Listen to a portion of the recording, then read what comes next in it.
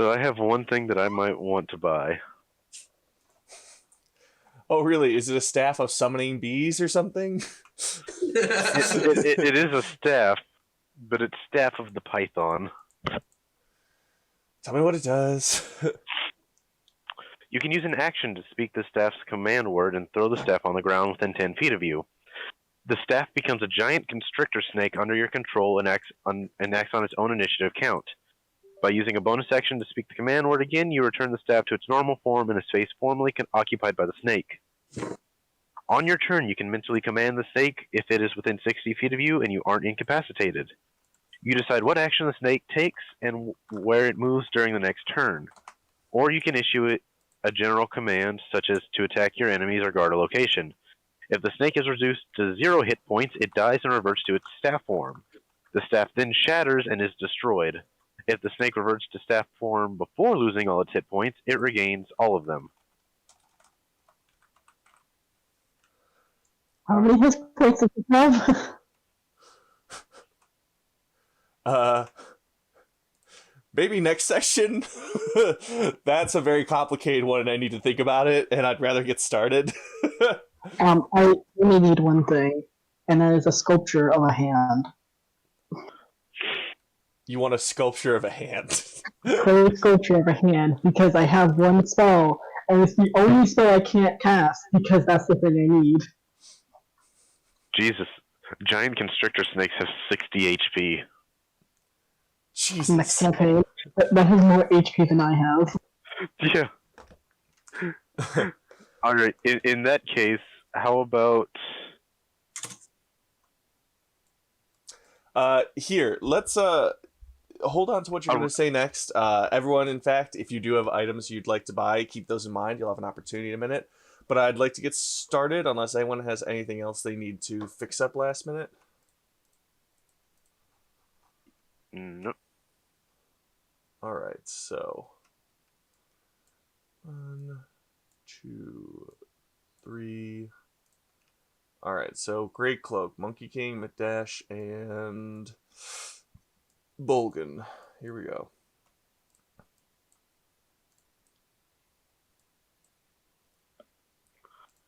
Alright, if you're seeing all black, you may need to zoom out or scroll down. Oh. Alright, as the previous quest information spoke of, this is the frozen wastes of Borgus, the northernmost point of the entire world, where the entire place is just a frozen, barren wasteland for a long, long time. Until finally, a company of orcs ended up settling on this area. Over time, they developed into a form of ice orc, and they now live relatively peacefully in these frozen wastes, and, you know, they make a good amount of money from allowing safe travel from the western to eastern side of the country without people having to pass through the Death Desert, which is what it's called. On top of that, they have a number of vast cave systems that run underneath the entirety of the northern country, and these cave systems have a rich amount of resources, both to mine and in terms of beasts for slaying and selling. The four of you find yourselves at the Lonely Mountain Inn, which is the most populated location for travelers in Borgus itself. The inn is built into a single standing mountain, or plateau if you'd like to call it that, and it is welcome to all types of travelers and accompaniments, and you have just reached the outside of it. Coincidentally, you've all run into each other, and in front of you stands a tall, extremely oppressing looking mountain, but with a beautiful stone interface in the front with two stark statues of orcs in the front with enormous bonfires raging right next to them. The warm wooden doors greet you as you make your way inside. I guess we should probably go ahead and introduce our characters, because we went with all new characters this time around. Yep, that's probably a good idea. Mine's the weirdest, so I might as well go first. My character is, as you'll find out pretty soon, is called the Monkey King.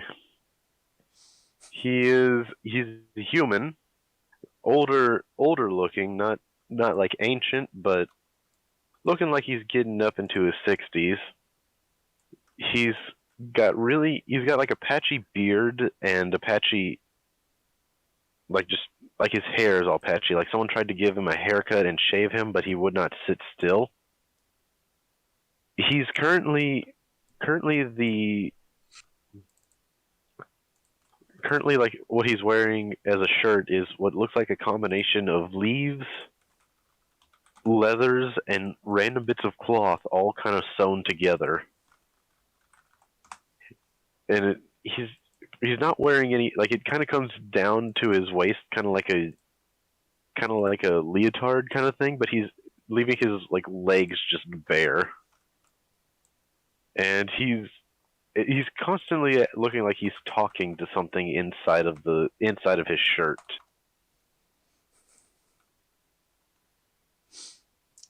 All right, so we've got the patchy man who talks to himself.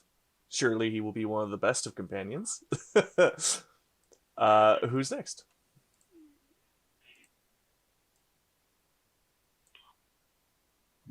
I guess I can go next. My character is Madash. He is a Aerocosa bard, as you can see.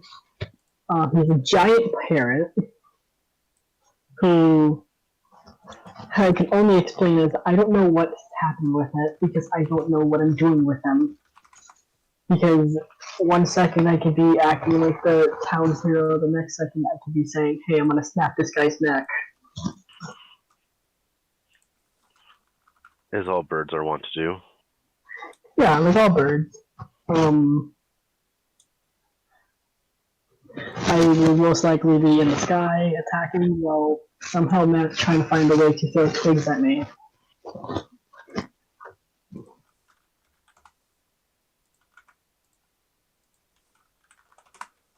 All right. The actual the life. Go.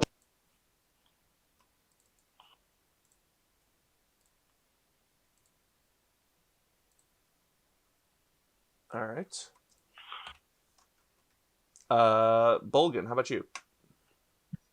I'm playing Bolgan. He's a human fighter who's a gladiator. He's kind of crazy. He's a little bit famous.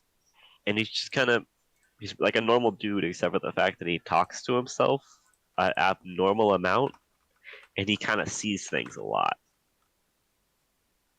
But he's just wearing like basic battle armor, like a chain shirt. He has a shield on his back, a sword, and he's carrying a very large crossbow. Yeah, that's pretty much it. Alrighty. And Grey Cloak? Okay. What kind of voice? I'm Great Cloak. I am a trickery cleric devoted to Loki. I don't really reveal much about myself. All you can tell about me is that I like my gray cloak. And I also have a scale mail and my trusty Warhammer. Alrighty. Is that Warhammer 40K? Sure. I'm sorry, I couldn't help but make the joke.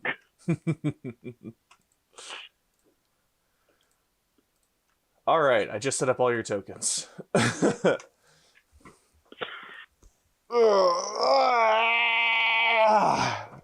Alrighty. Whew. So here you are, making your way into one of the more famous bars around, and a snowstorm is really starting to kick in, and it's getting very serious, and it's going to be almost impossible to travel on the roads for a couple of days. So best come inside, make yourself comfortable, maybe talk with a couple of the locals, and yeah, just nothing of urgency immediately. What would you guys like to do? Also, I'm assuming you can see everything that's in the inn at this point, right? Yeah. Okay, just want to be sure. I'm just gonna walk in. Yeah. Yeah, same. Is anyone walking by my character is just gonna hear him like muttering, Maybe they've seen it in here. And literally, he's just gonna walk up to the first person he sees, and he's just gonna be like, "Have you seen my pants?" What? I have no time for your pants. But I hope you're wearing them? I can't find them. It's very cold outside. Jesus, man, you can't travel up here without pants, for God's sake. Go talk to the bartender. He's definitely got a couple of extra pairs around here. But I want my pants. Well, they're probably out in the snow, and if you freeze your balls off, that's not on me, friend. Okay. Yeah, I think I have my. I think I might have a couple extra pairs of pants. But I want my pants. But these are your pants. Oh, they're my pants. Where'd you find them? In my back pockets because you dropped them. Oh, okay. I hand him a pair of pants because I have costumes. Now, is it a regular pair of pants, or is it like a fancy costume pair of pants? Bedazzled. I've invented rhinestones to put them on these pants.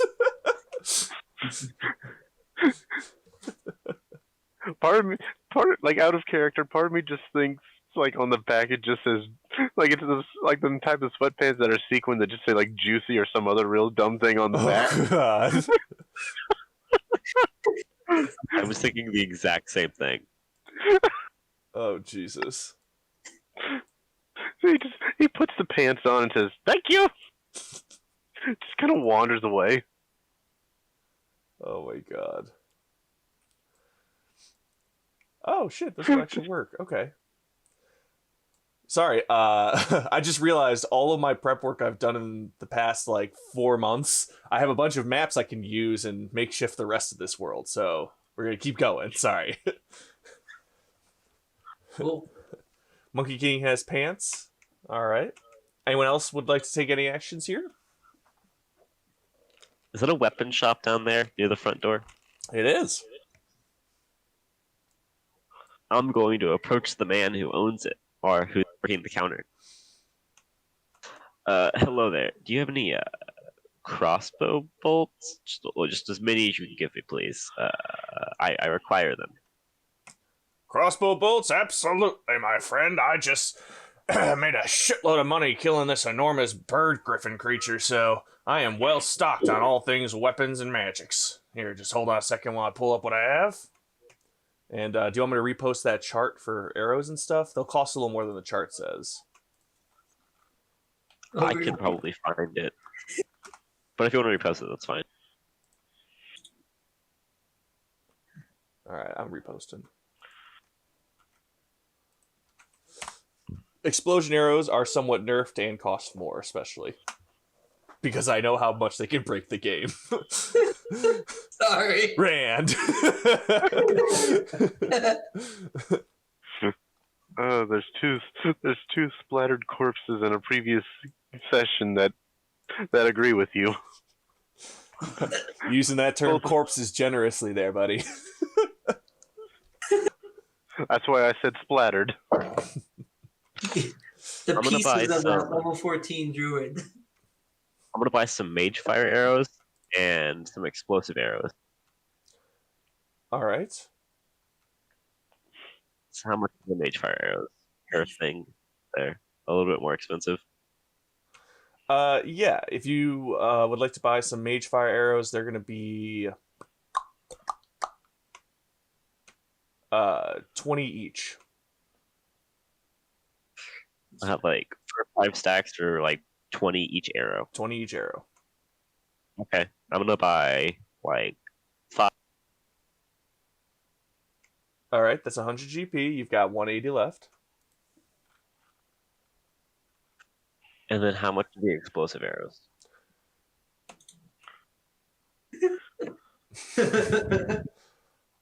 I'm nuts. Okay, there they are. Let's go with 70 per arrow.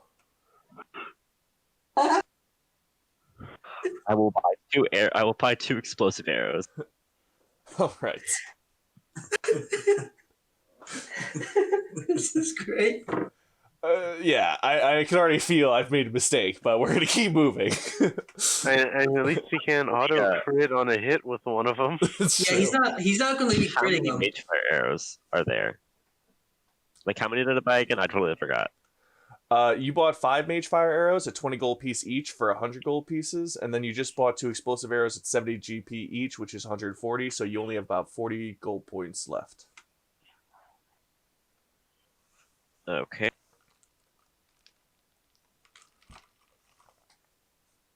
I'm just adding that really fast. Sorry.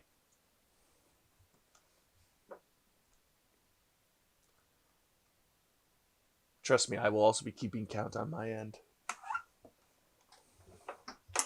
How much can I get for some smoking arrows? Sorry, say again? Some smoking arrows. How much is that gonna cost? 10 GP each. Okay. I have like 40 left. I'm just gonna buy 4.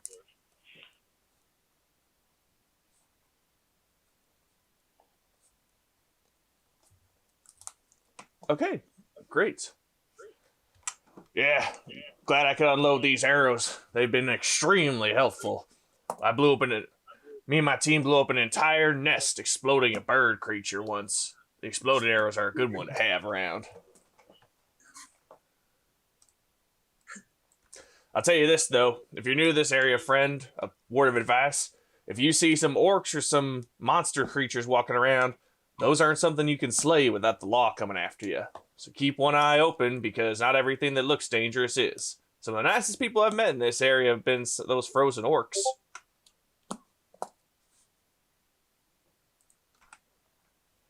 I will keep that in mind.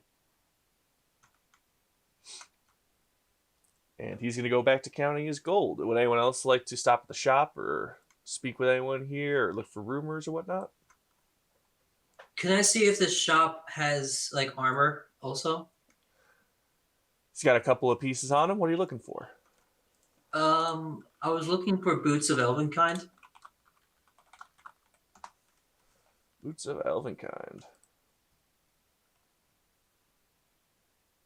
All right. The bard who no longer makes noise while he walks around.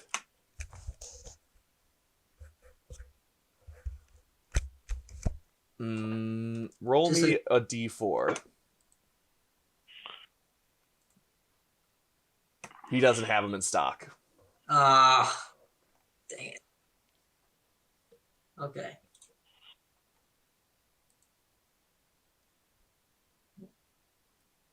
Does he have anything that would enhance stealth? Likely? Or probably not. My personal knowledge isn't good enough that I could say yes to that answer on a flyby. And those boots just had that wondrous item in there, so that's why I had to have you. That's just their. Yeah, well, that's their item type, not their rarity. Oh, that's right. Shoot. Yeah, I think it's uncommon. I think it's uncommon. It's an uncommon item.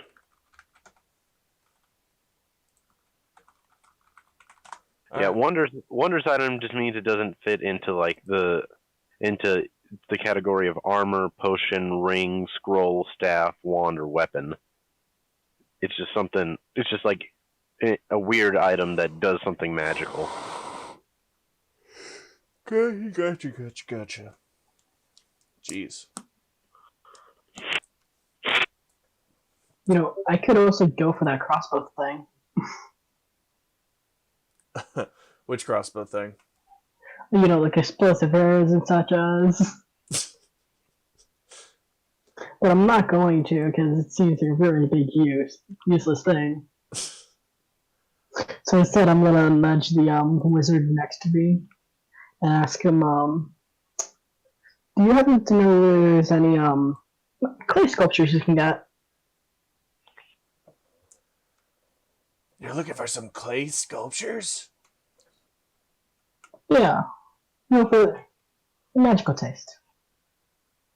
I'm not much of a potter myself. The guy in the corner is mostly just selling items, but the place is really packed right now because one of the war chiefs is down in the betting halls, but I bet there's someone down there selling some clay knickknacks. Or, I don't know, maybe there's some panhandlers outside who have something they could sell you.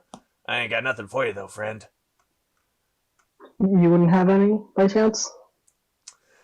No, sadly, I'm just here to try and talk to the war chief, but he won't let me go down, the damn drunken barkeep.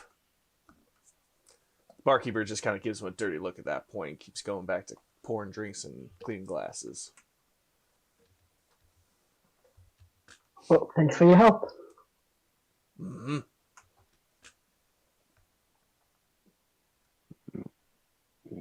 The Monkey King is just gonna kind of wander over to the weapons guy. Do you have anything to keep me from getting cold outside? Pants are always a helpful thing for that. But really cold. Keep me from getting really cold. Okay. I think I know what you're saying there.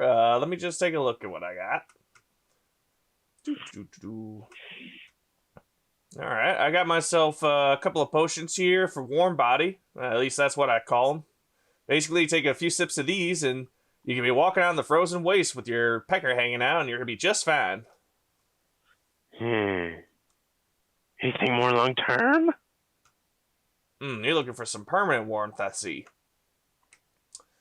Well, that's gonna be a little bit trickier. Let me see. I think I got a ring here, maybe.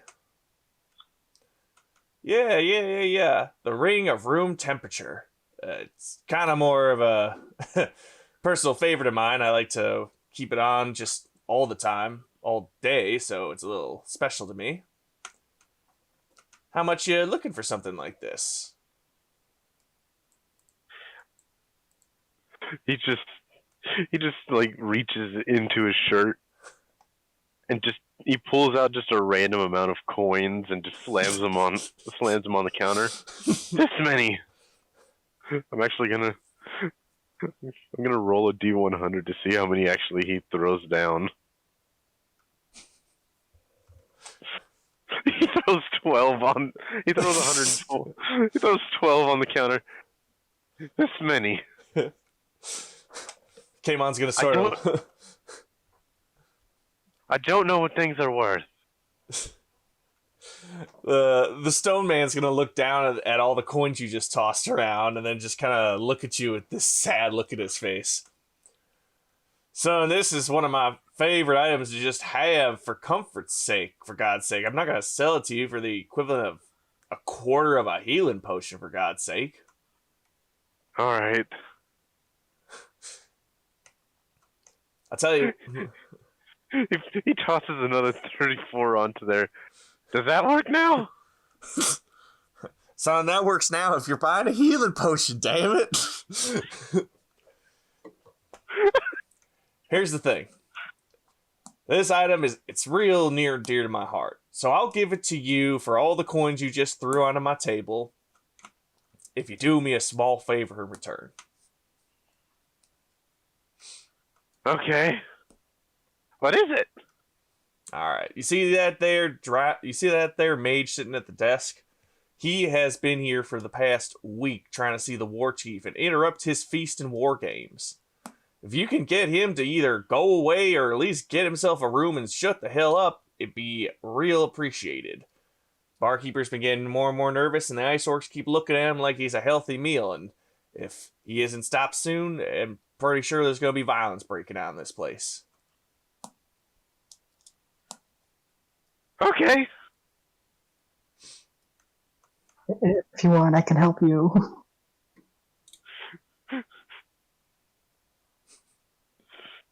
Where is the war chief? This war chief. Yeah, the war chief of Feast. He's downstairs. He's down in the fighting pits. I think he might be doing some fighting himself, even. But mostly just gambling and drinking, I'd say. This little stairs over here? Oh, yeah. Well, that's one way down. If you want to pay your way, at least. Did I hear a fighting pit? Oh, yeah. It's one of the biggest ones we got down the cave system, and it's directly underneath this here inn. So I'm going to use my... Where is it? I have a gladiator thing. Oh yeah, it's by popular demand. So I can, if I would like to, go into that that little fighting pit for free if I want to. Ooh, that's going to open up a couple of doors there for you, son. But this one's a special night. This is the month of feasting for the Feast War Chief. Guy travels around to all the local inns and fighting pits, making big gambling bets and fighting down whoever thinks they can beat him. So, normally, yeah, they'd let you right on in. But today, you might get lucky if you get a floor or two down. Still gonna try. I mean, they know me pretty well around here. I'd say, you know, being the champion and all cool. Well, I'm not from these parts, so best of luck to you, friend. I'm gonna try to go downstairs.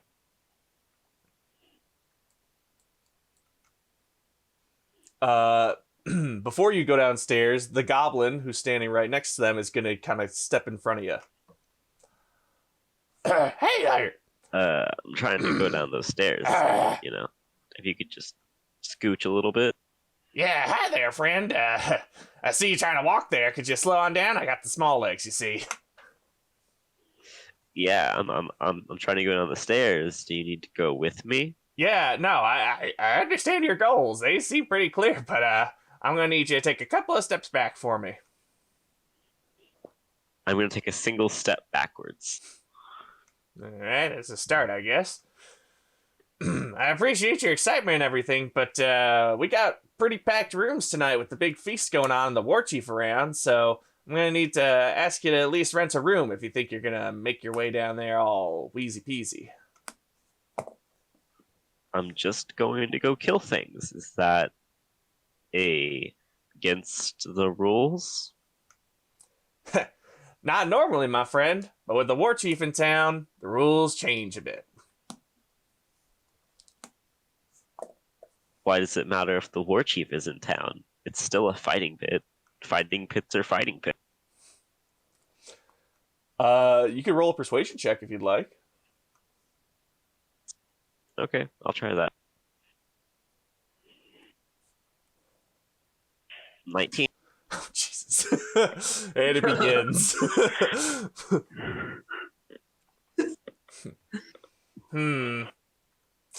Well, you do have the fighting spirit to you.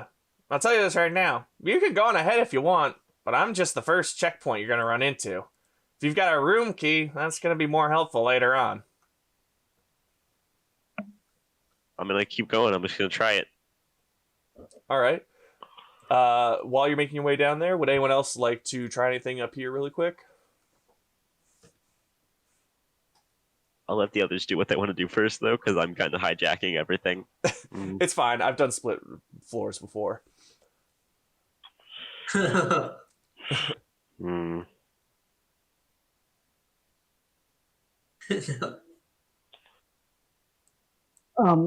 I want to like ask the clerk if he has any clay sculptures.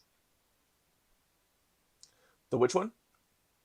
The armor clerk, the weapons clerk or something. Ah.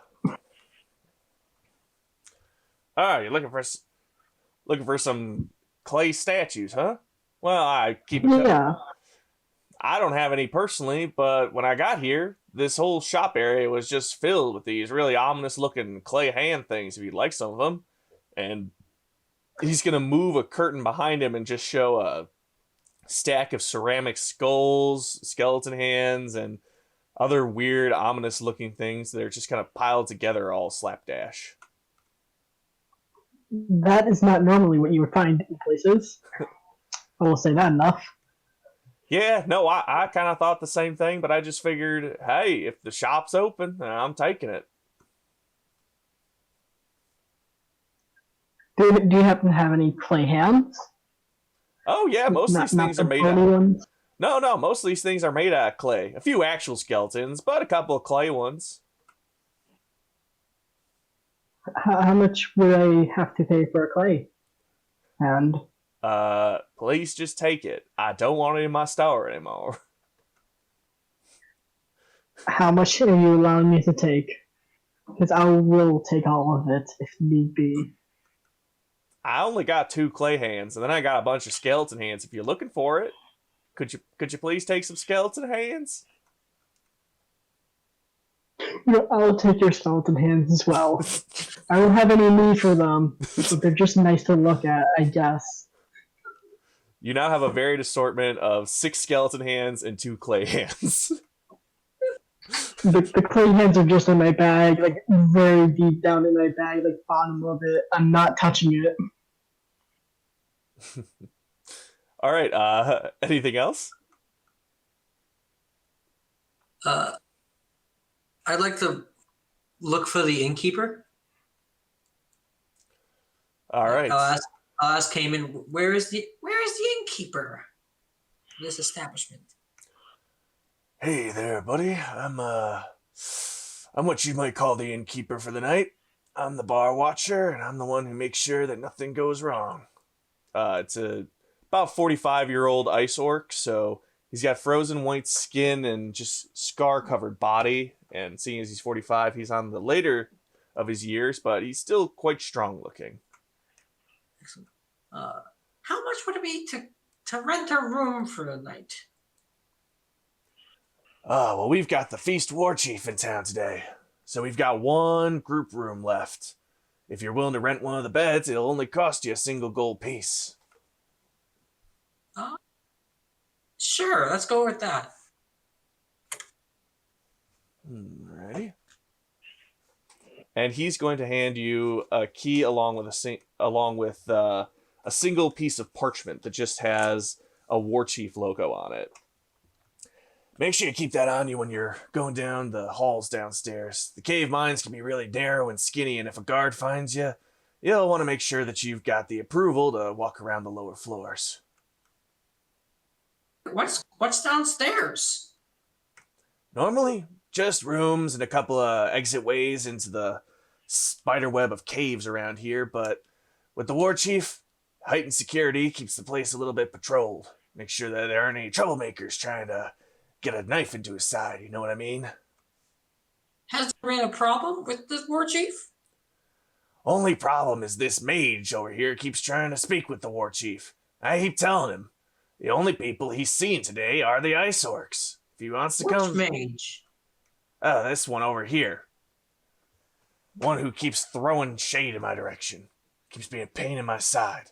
But I'm not sending any more notes down there. I will not insult one of the most powerful men in all of Borgus. Thank you for your time, sir. Let me know if you need a drink. Then he's going to step into the back room for a bit. And I'd like to go over and talk to this mage.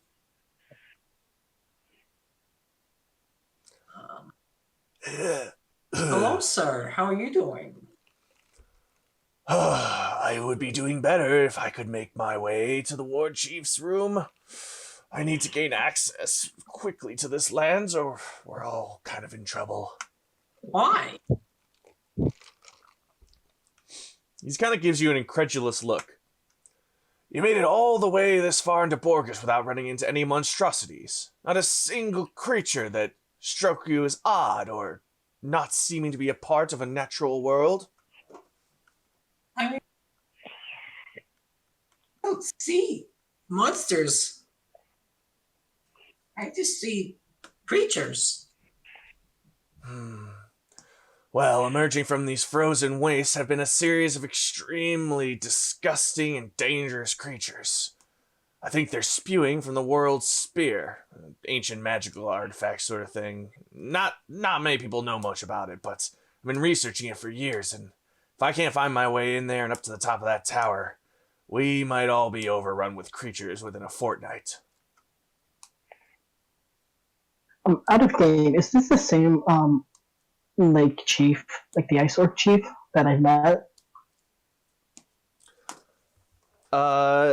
This is a different one, but it's along the same lines in the same place, yeah.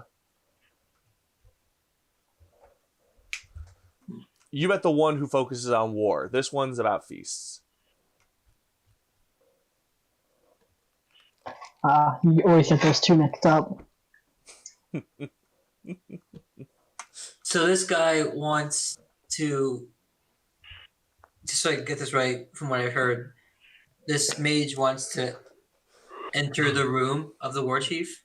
He needs to get approval from the war chief to go to the magical tower. He's not allowed in without it, and if he gets caught in that area without the proper paperwork, he will be slaughtered on sight.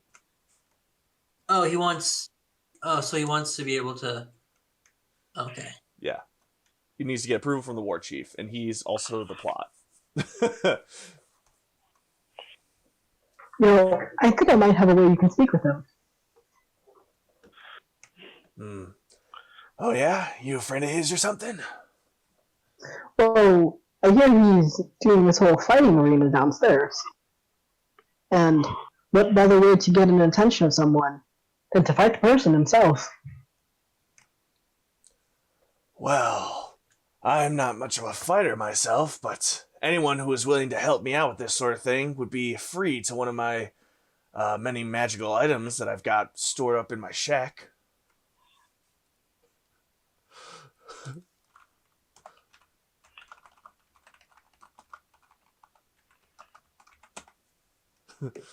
If we can somehow get you a way to fight this man one-on-one, you probably will have his full attention. May it be not the best circumstances, but you would get his full attention. I would be on board for a plan like that. Wouldn't mind doing a bit of support in a tussle, that's for sure. But you're just... But why... blah, blah, blah, blah, blah, blah, blah, blah. I'll tell you this. I had an old research team help me out a while back, but they had to stay south in Fandelver to do some last-minute reconnaissance, let's just say. I've been looking to grab a couple of people to help me out up here. If you stick with me and help me achieve my goals, you're gonna end up with a big old sack of gold in your pocket. How's that sound? That sounds good, but how do we know your intentions are good? He is going to pull out a scroll that has a very official-looking seal on it. I got approval from King Griffith himself to look into this sort of thing. However, this isn't going to mean a whole lot to a bunch of patrolling ice orcs. Half of them wouldn't even recognize the seal, and the other half wouldn't care. So I need the actual war chief's approval in order to travel through those areas. See, now seeing that sign and seeing him say it, I'm out. I've met Griffith. He scares me.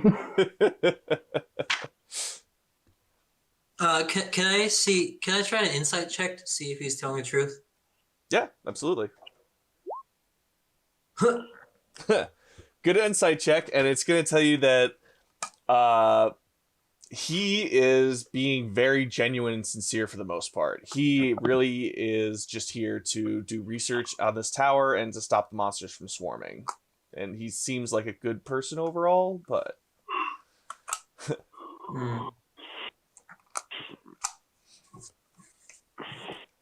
Hey, pantsless man, would you like some magic pants? Just that 180-degree head turn like an owl. Go on. Yes, I got him. All right. I mean, hello.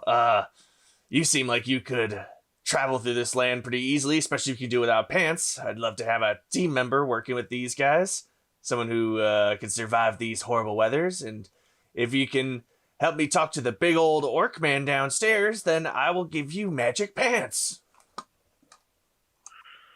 Ooh.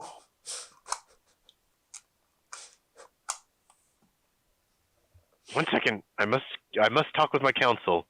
And he opens up his shirt and 3 little monkeys just kind of pop their heads out. Oh, Jesus. What do you think, Reginald? Yes. No one asked you, Lawrence. Yes, yes. Okay, we're in.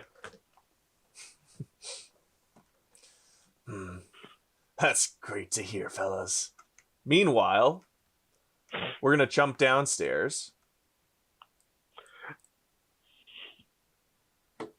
All right. Let me just get your token in here.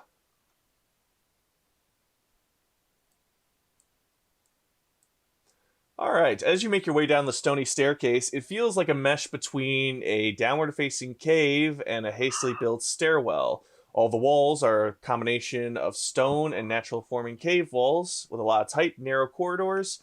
You're going to have to check your corners to see what's going to be popping out any second.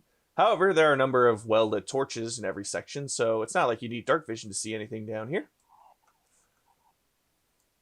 I'm just gonna walk through. Like I'm not gonna pay attention. I'm gonna try to find the fight. I'm gonna try to find the fighting pit. All right, sure. East, south, or west? I'm gonna go south. All right. As you make your way south, the area opens up just a touch, revealing a ice orc standing guard next to a door. When he sees you, he kind of opens one of his eyes a bit wider. Do you know where the fighting pit is? I'm trying to go kill things. Yep, fighting pit's right past this door. Thank you, and I'm trying to walk towards the door. Hold on a second there. Come on, buddy. You with the War Chiefs clan or something? I'm a highly prized fighter from the name of a town from this world. I don't know any. That's fine. Phandalin just works if you want to say that in general. It's a pretty neutral area to be from. I'm a very prized fighter from the arena in Phandalin. I assumed you guys would be honored to have me here. Well, we might just be honored to have you here, but I can't just go sending you right on down, especially with you being so heavily armed as you are. And he's kind of peeking a look at all your weapons. If you want to just wait here in this chair for a quick second, I'll send word down and we'll see if we can get you put into the roster of fighters, all right? Okay, I'm going to sit in the chair. All right, and he is going to make his way downstairs. Meanwhile, back upstairs. All right, so take this note, and he's going to hand you a piece of parchment. This describes everything that I need to make my way into the tower. If he gives me approval as well as a single band of mercenaries, there's going to be some heavy rewards both for his kingdom and the rest of this world. And if you guys can get him to sign the approval and give me the documentation I need, well then, I'm going to make sure that you are handsomely rewarded both before and after we stop this catastrophe. No offense, good sir, but I've met your leader. He's not a kind soul. I don't believe a thing of that. You must be referring to King Griffith, I say. Those are some dangerous words to be speaking even outside of his kingdom. Yeah, but when you see someone as vicious as he does knock down your entire team with one attack because he just didn't simply want a hero, it's really ruining his plans. You kind of get that. Jesus, you sound like you've actually met the man. I know he can be not so great, but he's the only one who could give me approval to travel through the nation safely and do this type of research. I'm not here to make him powerful. I'm here to stop evil, and I'm here to make the world better for the little guy. And if someone like Griffith has to profit in the meantime, I guess we all dance with the devil in our own way.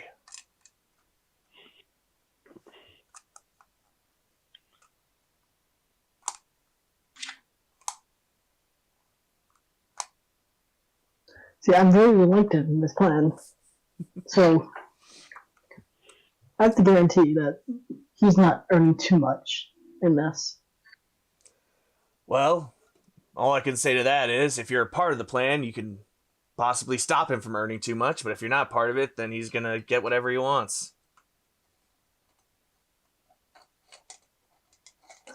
Guess you kind of pinned me in a wall. Guess I'm in. I am in need of some help, and you look like a strong fighter. I will be right back. The Monkey King just kind of walks over. I got the man to stop bitching. Wait, really? And he sort of looks up at the guy. Yes, we're going to help him with this thing. He promised me magic. He promised me magic pants. He did now, huh? I've always wanted magic pants, but I guess you can get that first. All right, friend, how about this?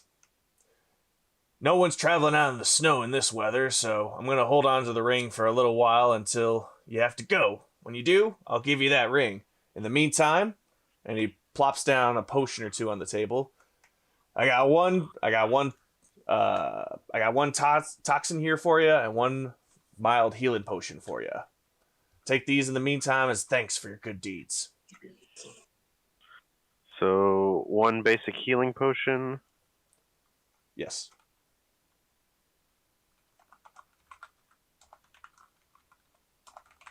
And a potion of basically an antitoxin potion. Yes.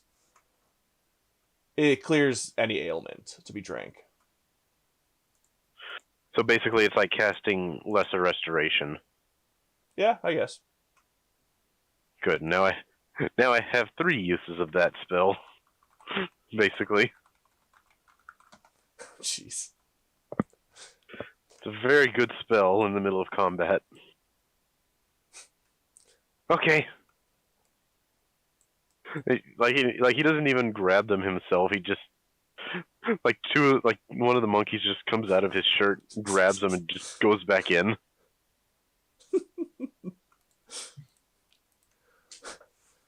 Thank you, Reginald.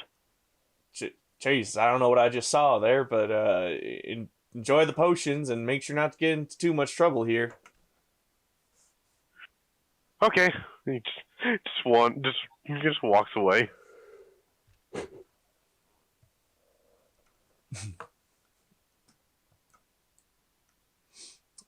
All right. So is there anything else you guys would like to do up here, or would you want to start making your way downstairs now? I'd like to make my way downstairs. I will follow lead. Yeah. All right. As well as the document, the Evil Mage also gives you a room key to the general room downstairs, and you're all making your way down. Meanwhile,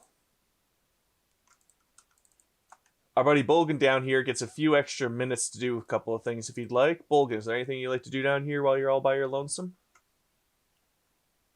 Not really. I'm just gonna wait for this guy to come back. Alrighty. Just...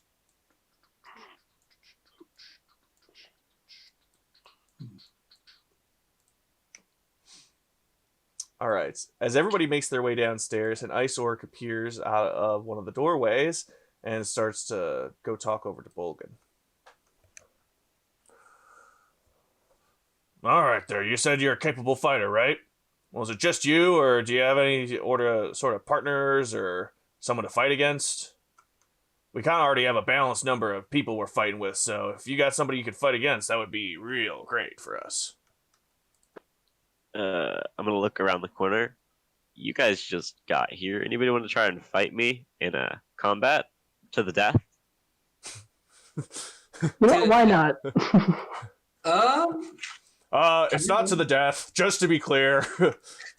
It is if it's with me. Trust me. That's why they don't want me in Phandalin anymore. Well, I'm gonna pull out my crossbow and point to like 30 notches on it. Took a while to kick me out, but I got a lot of kills. It took a while.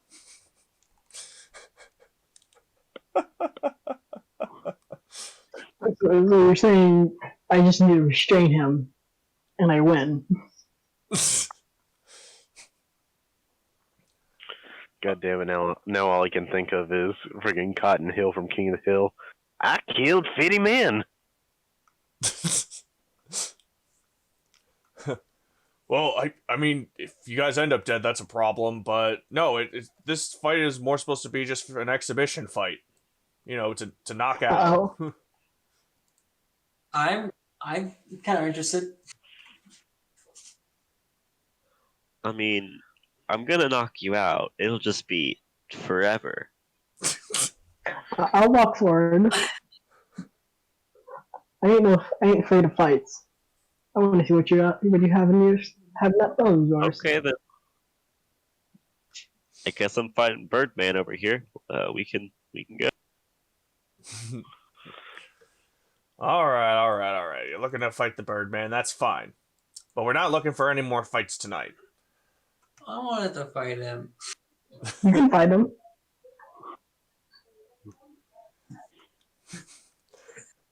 Well, we're not looking for any more fights tonight, boys. So, Who else is fighting? This would have been so stupid. the war. I don't know. One of the other fighters. I want to talk for a minute. Say again. Can you bring out one of the fighters that are already fighting out here? I want to talk to them really fast. You want to talk to one of the last two fighters that's fighting tonight? Yeah. Let's speak to them really fast. Well, this is kind of unorthodox. Why do you want to speak to him? I just want to speak to him. Just words. All right.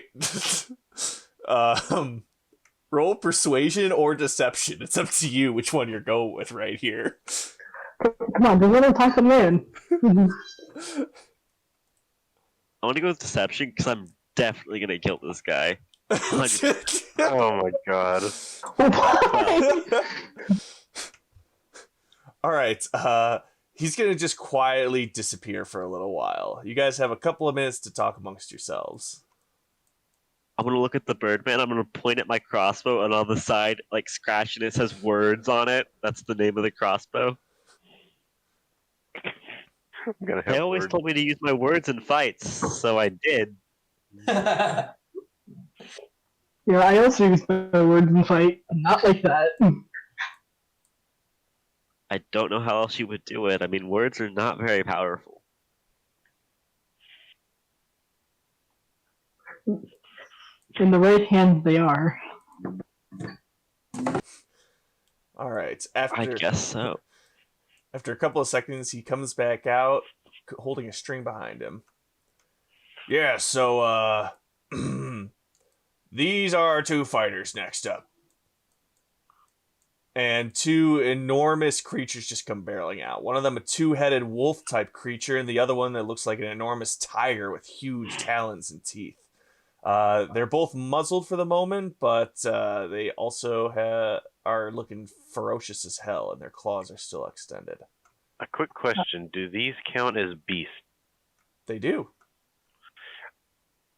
I'm just gonna start talking to them. Because beasts can understand your speech, and you gain the ability to decipher their noises and motions. Okay. As they walk out, I vomit on the floor because that is disgusting. Like the Monkey King is just gonna go, hello, my subjects. Is he meat? I think he's meat. I'm not meat, I'm king. King meat. That sounds like tasty meat. Oh, I love kings. Is that all you think about? That and flesh. Oh, yes, tasty flesh. Oh, and the blood on the side is delicious. But don't you know you're also meat and flesh? Yes, I'm gonna rip some out of him in a minute. Oh, he wishes. These two are nice. Bulgan? So, I think human fights are worth a little bit more than animal fights, and also I'm very popular. So I would say I think I should fight in place of these guys with Birdman over here. They're technically an animal, so seems fair. Hmm. And we're both from Vandalin. You are both from Vandalin. Huh. You know, it's actually... Damn, the war chief's been talking all day about how he's wanted to see these two tear each other apart, but he has always talked about how he loves seeing them rip the flesh off of birds. And he just keeps eyeing Madash. See, I didn't think of that, but maybe different solutions are there. I'm gonna whisper in his ear. I can do it. I'm not afraid to eat a bird, even if they're a human, kind of. Monkey King's just gonna look at Madash. Do you happen to be related to Jimmy? Who's Jimmy? A little annoying ass little parrot that from the jungle would wake me up every morning. He kept wanting seeds. They were my seeds. I feel like no matter who I'm fighting, I'm somehow gonna get bit. I miss Steve. He was a nice person. Suddenly, a foreign accent comes shouting out from the downstairs well in Orcish. Does anyone here speak Orcish? No. Nope. I've got Common, Druidic, Infernal, Sylvan, and Goblin. So close. I don't, but I do have a magical ability. What is it? Comprehend languages?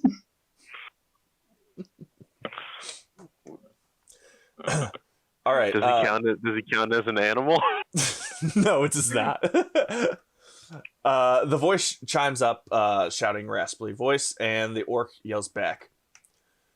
All right. The war chief's getting a little impatient. If you four would like to fight these two, I can pay you a bit of gold for your time.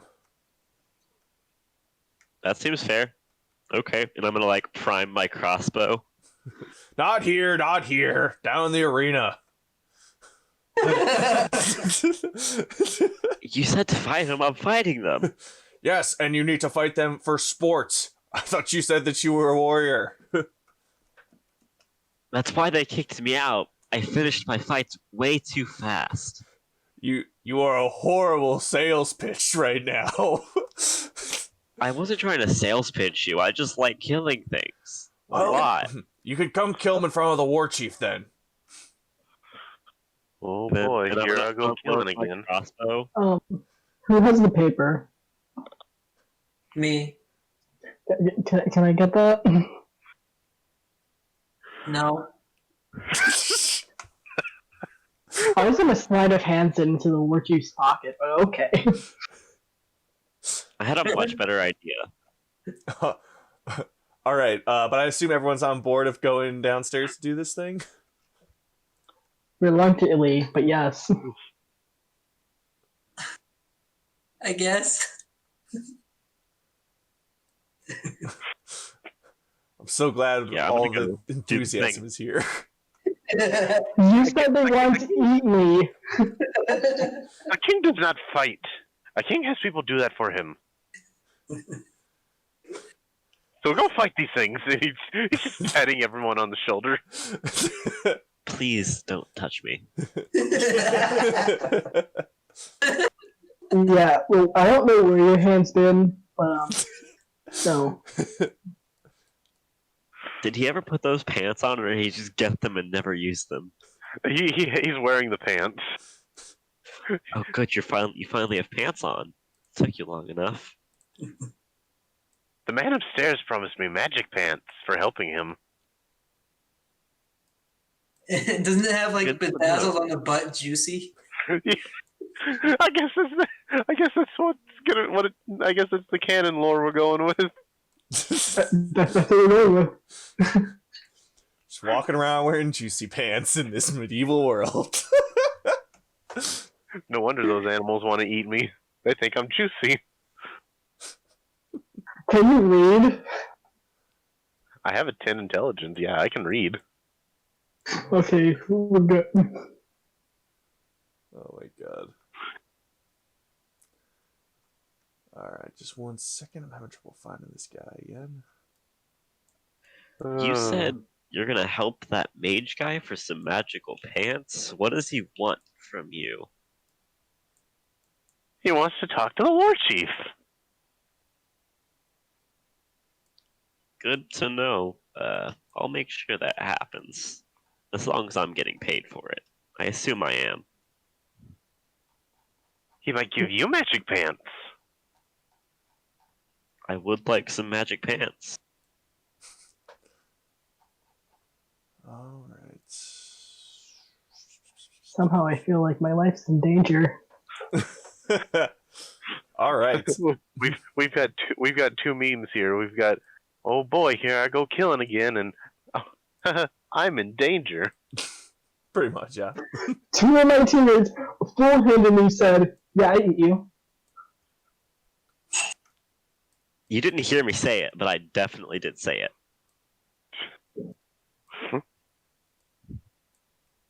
All right. Sorry, just one more second. And from what I can only assume is those two monsters are looking at me very, very, very hungry. Eat more chicken. Like a Chick-fil-A ad.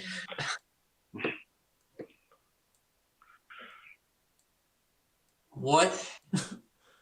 What the? All right, now we're there.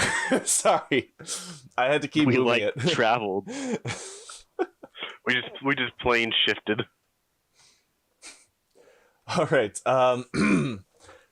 As he takes you into the back room, you see that the back area had a number of different assorted weapons, both dented and for training purposes, but nothing too valuable. And you start making your way down some stairs. You pass into a side cave entrance, and after going through near pitch black, winding spiderweb sort of cave wells, you eventually open up into this enormous space. I'm talking like 20-foot high ceiling with stalagmites and stalactites everywhere. A number of pieces of mining tools have clearly gutted it a little bit farther down so that it's created something of a pit, which you currently find yourselves in the center of, facing down the two beasts from a moment ago. Along the rim of the pit, about 15-20 feet up, sit a large number of ice orcs, laughing, drinking, and throwing meat and debris down onto the field and cracking jokes here and there.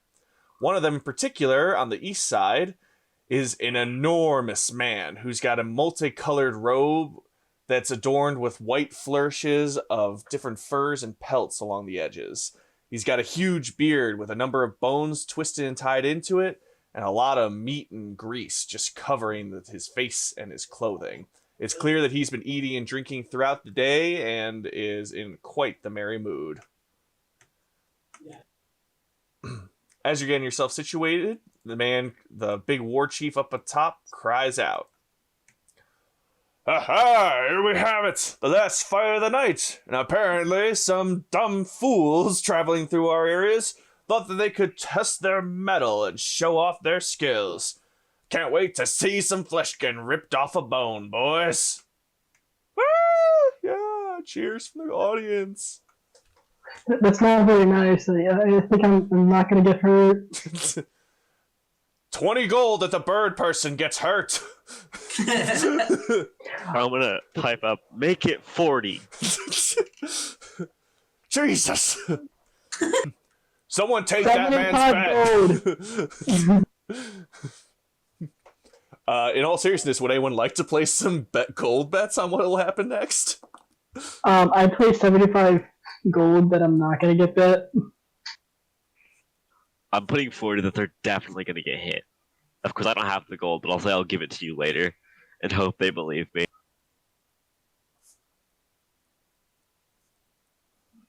I spent all my money on arrows. I feel you. Okay, anyone else? I'm gonna keep my gold safe and secure. Yeah. I have no clue. While we're waiting to fight, can I like poke the bird with my sword really fast? Like, not like to kill, but just like poke him. Why? Why? Making some money. Roll an attack against Madash. What? It's a natural 20. Oh, fuck, dude. Me, that's absolutely hit. I'm not trying lethally. I'm not trying to like stab like any major arteries. I'm just gonna like kind of stab him in the side, It's like not- a poke. Yeah, no, I mean, it's non-lethal damage you're going for, but it's still an attack.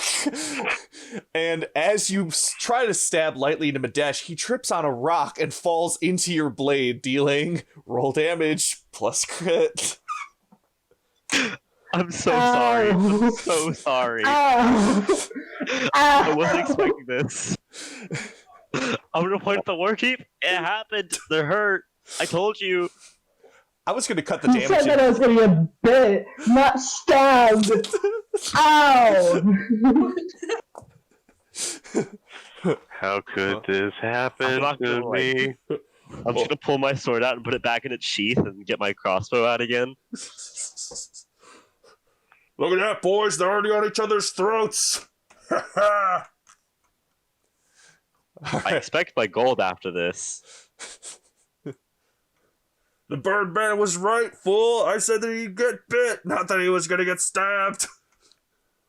You said he'd get hurt, not bit. We'll see what we pay him afterwards. Let's get the fight going. Still think I'm gonna live this fight. Alright, now time for initiative. Wait, I thought you were gonna cut the damage in half because I wasn't trying to like kill them. I was going to, but then you rolled a natural 20. Yeah, my rolls always seem to be good in the wrong situation. Well, with that in mind, everyone roll initiative. Make sure to click your tokens before you roll initiative so that it pops up in the list. Yes, 14.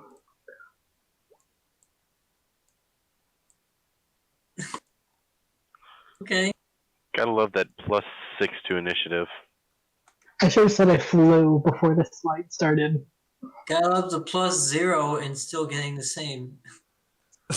I have a +3 and I got 6. I got a 6. All right. 1, 2, 3, 4, 5, 6. Okay. Gray Cloak or Monkey King? Who has higher dex? Probably him. My dex is a 12. Oh, mine's 10. Okay. We've got the right order. Alrighty. First on up is going to be the Death Dog, who is going to use his sprint feature to get within range.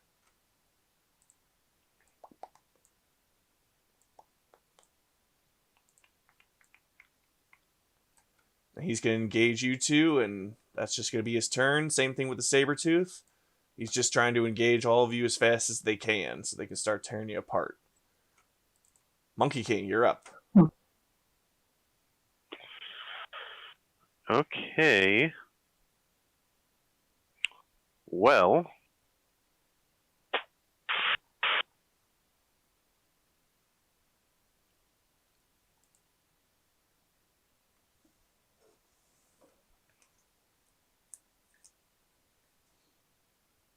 Let's see here.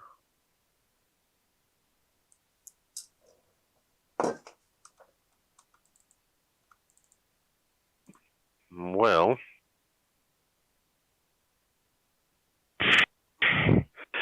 All right, let's. Actually, hold on a second. I'm putting this guy back here, and I'm giving him the dodge action. Sorry about that.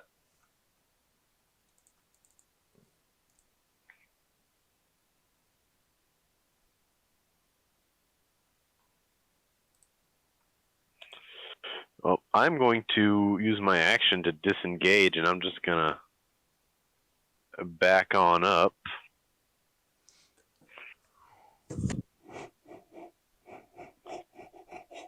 And for bonus action, what can I do as bonus action?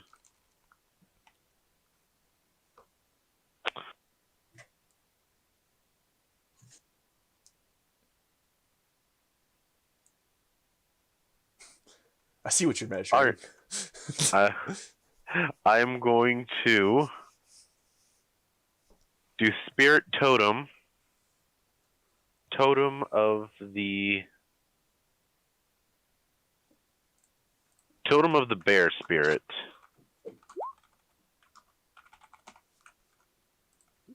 So, and I'm doing it right here. So it's a 30-foot radius. So it's pretty much gonna cover all of us. Yep. So everyone And gets 5. Everyone gets 8 health. they get 8 temporary hit points. And in addition, they have advantage on strength checks and strength saving throws while in the area. All right. Nice. Good buff to start with. Is that it for you then? That is my turn. All right. Great Cloak, you are up. I'm going to channel divinity. How do I do this? So create an illusion duplicate of myself. Can I get another token? Like marked off somehow? Yay. And I shall have it. Is that? Yep, that's fine. I shall have it approach the. As my bonus action, I'll have it move right next to this. You say it's a saber tooth? Yeah, Sabertooth Dagger. Saber tooth. Oh, cool. I'll have it move next to Diego. And that's my turn because I can't. That was my action and bonus action. Yeah, that's it. All right, Madesh, you are up. I don't like how this thing is close to me, so I'm going to restrain it using one of my magical abilities, Maximilian's Earthen Grasp. Oh, jeez. Mhm.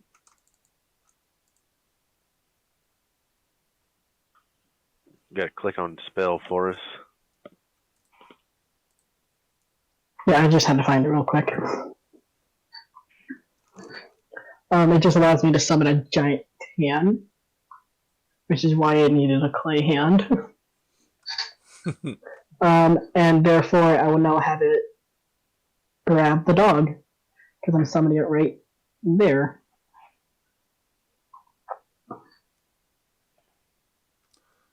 Okay. All right, so it needs to make a dex save against yours. Strength save. The strength saving throw. He fails. So he automatically takes 2d6 bludgeoning damage. Yep, and 2d6 bludgeoning damage, yeah. Yep, so roll 2d6s, please.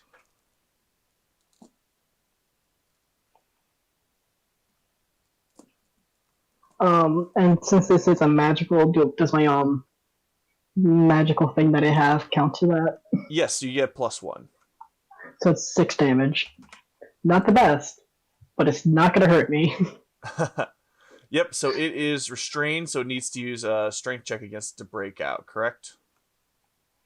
Yeah, and if I remember, restraining makes sure it can't attack me, so I'm gonna back up. When I mean back up, I mean flying 50 feet up. All right.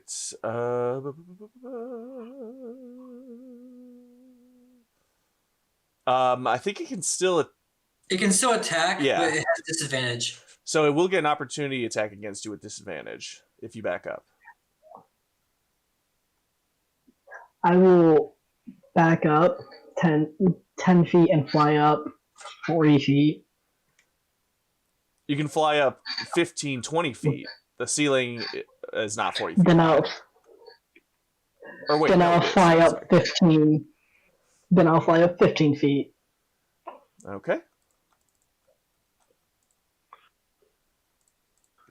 Yeah, it does get to make an attack. It's just with the disadvantage. Out of curiosity, does multi-attack still work during opportunity attacks or no? No, it's just one attack. Gotcha. Okay. It goes by the same rules of extra attack. Like, so, because that would be incredibly broken if a melee class was able to do, like in terms of a fighter, if they were able to do, like, say 3 or 4 attacks on someone as they were moving away. Okay. Monks would be extremely broken. All right. So he was able to successfully bite you, Madash. I need you to roll a Constitution saving throw for me. Oh, great! I'm great at that. Of course I am. There's my 40 gold. And also remember, you have 8 temporary hit points, so Yeah. Nice. You resist the poison that started to flood your system. So now you are flying up in the air, and you have some temporary hit points to keep you safe. Yeah, I already added that. Oh, so how much damage did you do? 4. 4? Oh, that's not bad.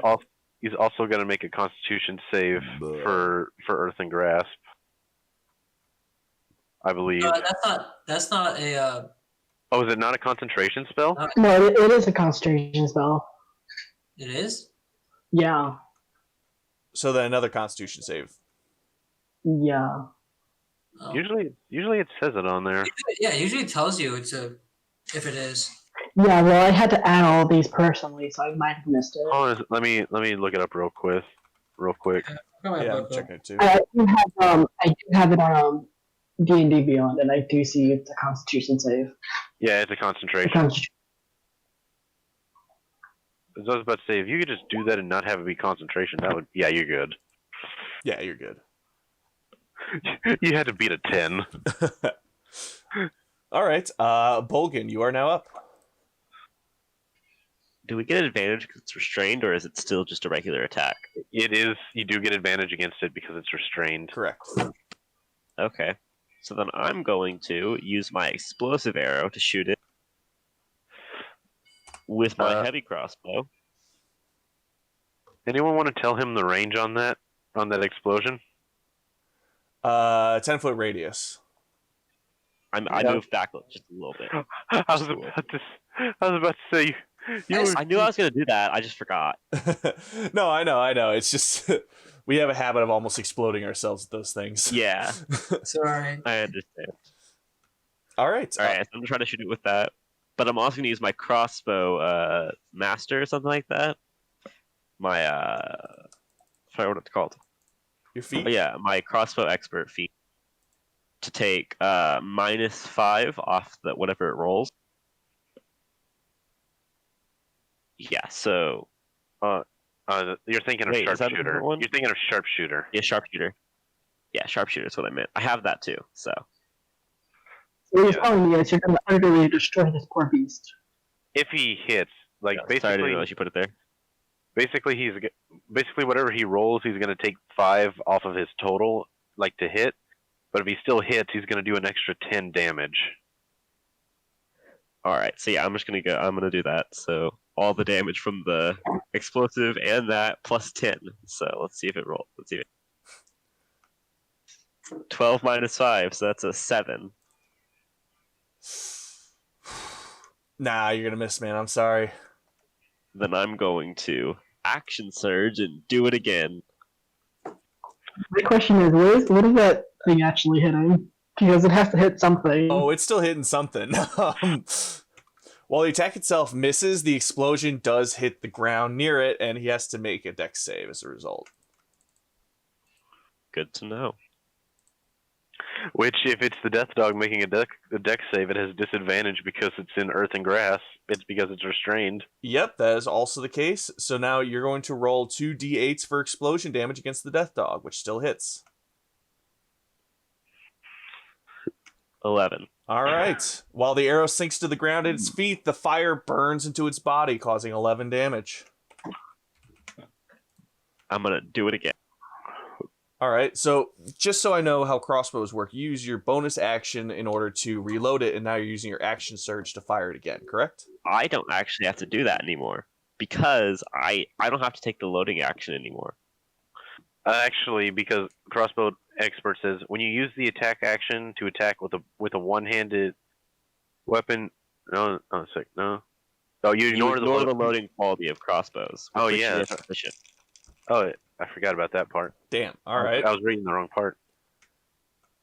Yeah, so I can just shoot it again. Okay, so you're gonna shoot the thing again. Are you still using your explosive arrow? Because you only have 2 of them. No, I'm just regular. That's just a regular hit, and I'm not gonna do crossbow expert because it's dumb. You mean regular hit? Sharpshooter. Sorry. Yeah, because I'm used to a heavy weapon master. I think that's what that is. That does that. So yeah. I call it that for some reason. That's a 12 again. but not with a -5 this time, just regular. All right, and that is just barely going to pierce its hide. Roll damage. 13. Jesus. Christ. That's maximum damage. Maximum damage. All right, that is a serious number of hits you put onto that dire wolf. He's starting to look in real bad shape. Dire Wolf or Death Dog?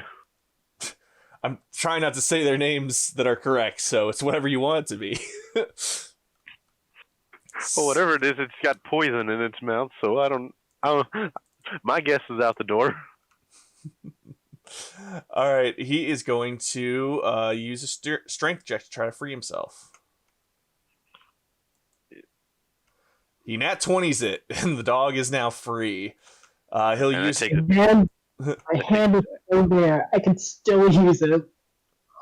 Not much, but it's there. All right, and what was the other person going to say? I was just gonna say that took its whole action to do.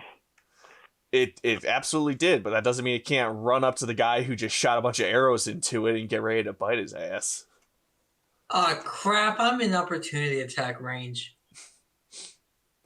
All right. Meanwhile, the Sabretooth is going to circle around this dude in front of him here and take a bite out of his ass. It is gonna get nothing. All right. 13 and 22.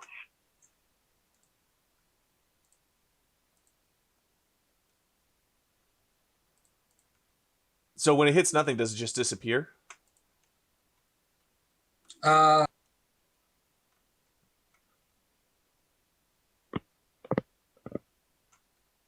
It's just an illusion. Acts like a concentration. It doesn't say anything in the. I think at that point it realizes this thing is fake. That it's not the real thing. I think that if I remember, we had someone using illusions before. When it hits and realizing it's not hitting it, it realizes, oh wait a second, that's not real. The scary thing is, though, he can cast spells through this illusion. Yeah, Oh, and if it's within 5 feet of if I surround something with it, then I get Advantage. attacks. You basically get pack tactics with it. Yeah. Okay. Alrighty, well, he's going to realize his mistake and then start to eye the one he thinks is real instead, and that's going to be his turn. Monkey King, you are up. Okay, we've got Bad Doggo close over here, but we got Big Kitty on making his way.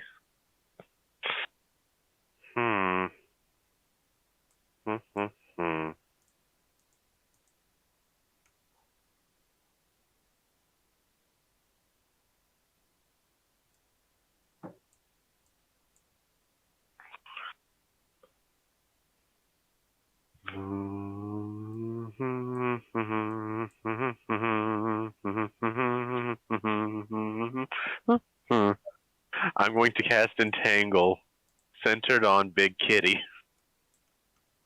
Oh, jeez.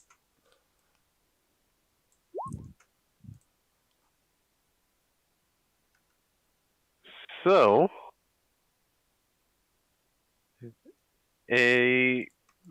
grasping weeds and vines sprouted from the ground in a 20-foot square. Wow. So, he rolled a 2. Jesus. Okay, so he's now restrained.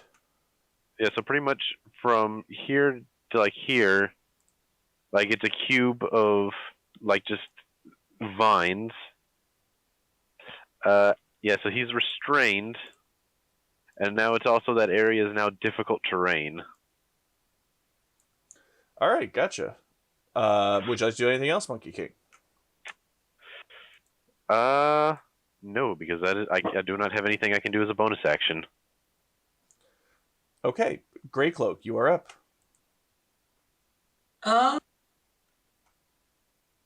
Something's restrained, so a melee spell attack, does that also get advantage?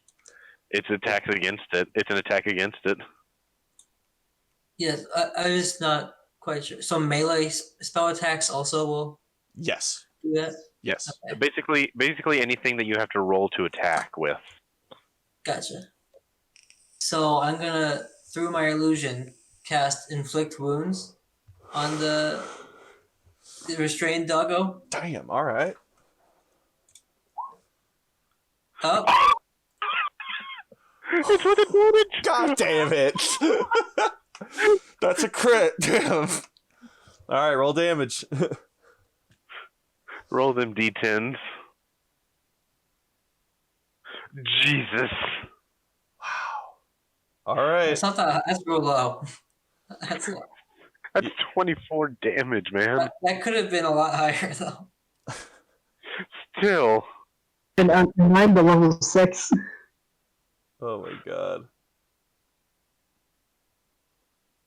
Wait, where'd you get the 24 from? I get 23.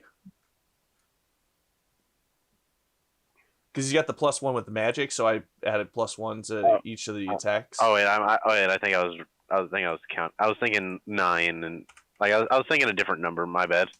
It's all good. My I brain. got 20. Wait, am I doing math wrong? It looks like 21 to me. It's 21 plus your ring. Or do you? Oh wait, no, never mind. You're not the ring person. So yeah, it is 21. My bad. Yeah, I was mathing wrong. All right, we're back to understanding how it works, and that was a serious spell you just cast into him. The whole body of this creature shivers as blood spurts out of its different orifices, but it's still alive and pissed. And a bonus action, I'm gonna. Is that 30 feet? Yeah. With my bonus action, I shall move to the to be right next to me. If you were a person, that would have been rough terrain, but you're an illusion, so I don't think that affects it. I don't think so either. All right, Madash, you are up. As far as I'm certain, that's already restrained, so restraining it more won't help. So I'm gonna use my earthen grasp to just slide that over here and just grab that thing again.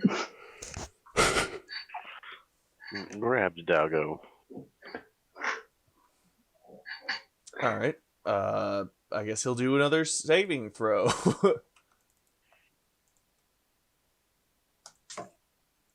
And he is now restrained again.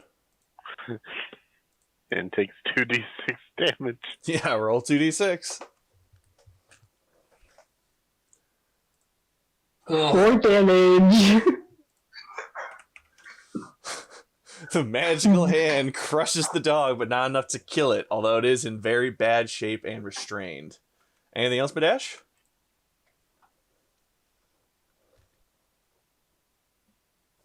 I will cast Healing Word on myself, because I can.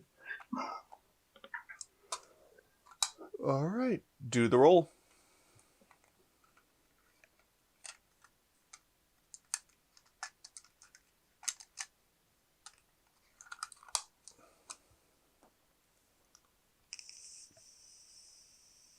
I'll hear 7 HP.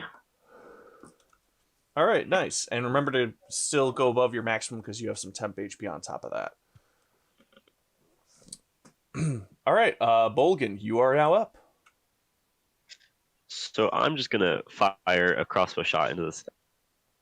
Yep, the disadvantage of that will balance out with the advantage you have from being restrained. I actually don't have advantage on that either. Because of I can't figure out. Crossbow expert. Crossbow expert. Yeah. Oh, so You don't get you just have disadvantage on advantage then. Okay, cool. So regular Yeah. arrow, I'm assuming? Yeah, just a regular crossbow bolt. Why is it advantage? 19. Because he's restrained. Yeah, doggo is restrained. Doggo's restrained, and that's gonna hit, so roll damage, please. Okay. 6 piercing damage.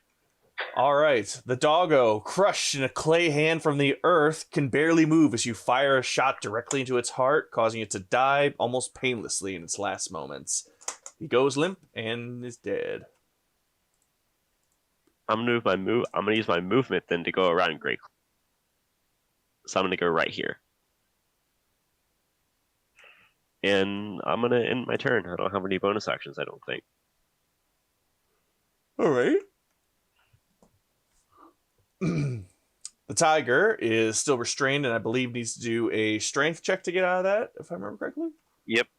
DC 13. All right, he is barely just going to wiggle his way out of there. Is that his turn in order to free himself, I'm assuming? Let me see. Yeah, that's his action. All right, he's going to do what little movement he can to get out of there. And he's going to make his way right there, and that's his turn.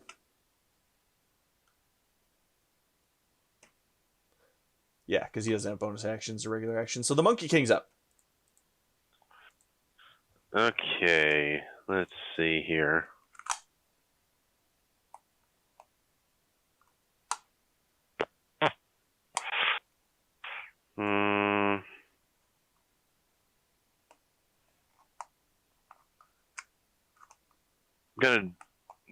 I'm gonna drop concentration on entangle because that's no longer useful. And let's see, I don't have a lot I can do.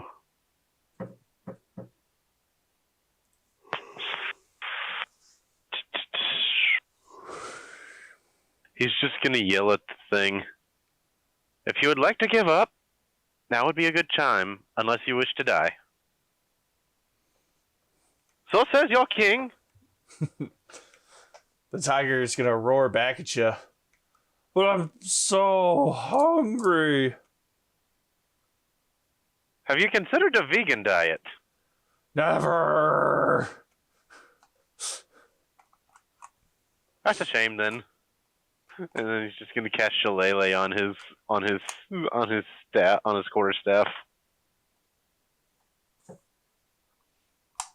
And that's just gonna be my turn. All right, Grey Cloak, you are up. Seeing as that one's dead. What's my distance? 20 feet. What's the range on that? He's no longer restrained, is he? No.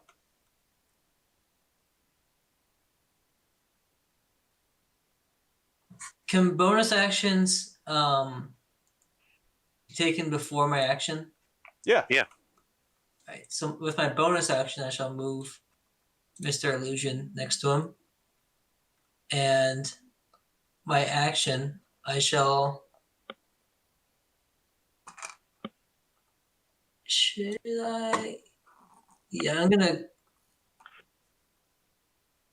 cast Inflict Wounds again. Still at first level. There's a 12 hit. Just barely. Sweet. 16. Oh, jeez.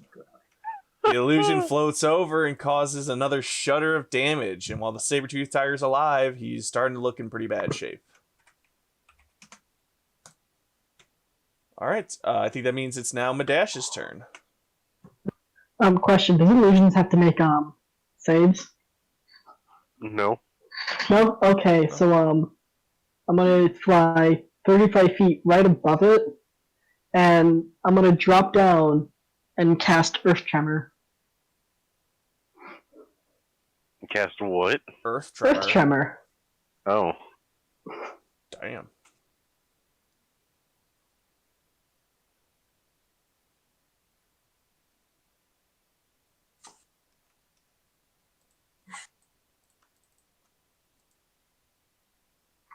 It has to make an dexterity save of 15. He is gonna resist the Earth Tremor. Oof. See, the thing is now though, he runs at half speed. because it's a 15-foot radius, I believe. Alrighty.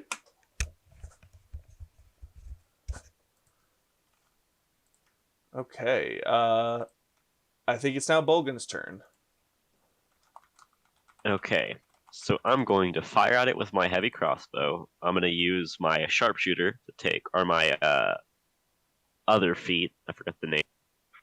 It's 10-foot radius. Sorry.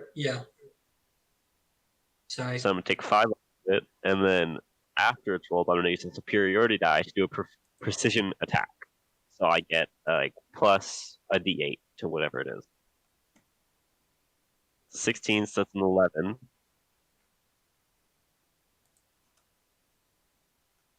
That's a 18 to hit. That hits. So that is 20 piercing damage. All right. Your shot flies from one side of the creature directly through it and into the other. As its organs come flying right behind the arrow, it drops to the ground dead before it hits the floor. Okay. That is the end of my turn then. All right. At the death of the saber-toothed tiger, the hall seems to erupt in applause, cheering, and sneering.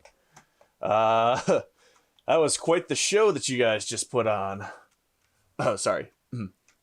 That was quite a match you boys just put on. Would you like to go double or nothing against something with a little bit more of a bite to it?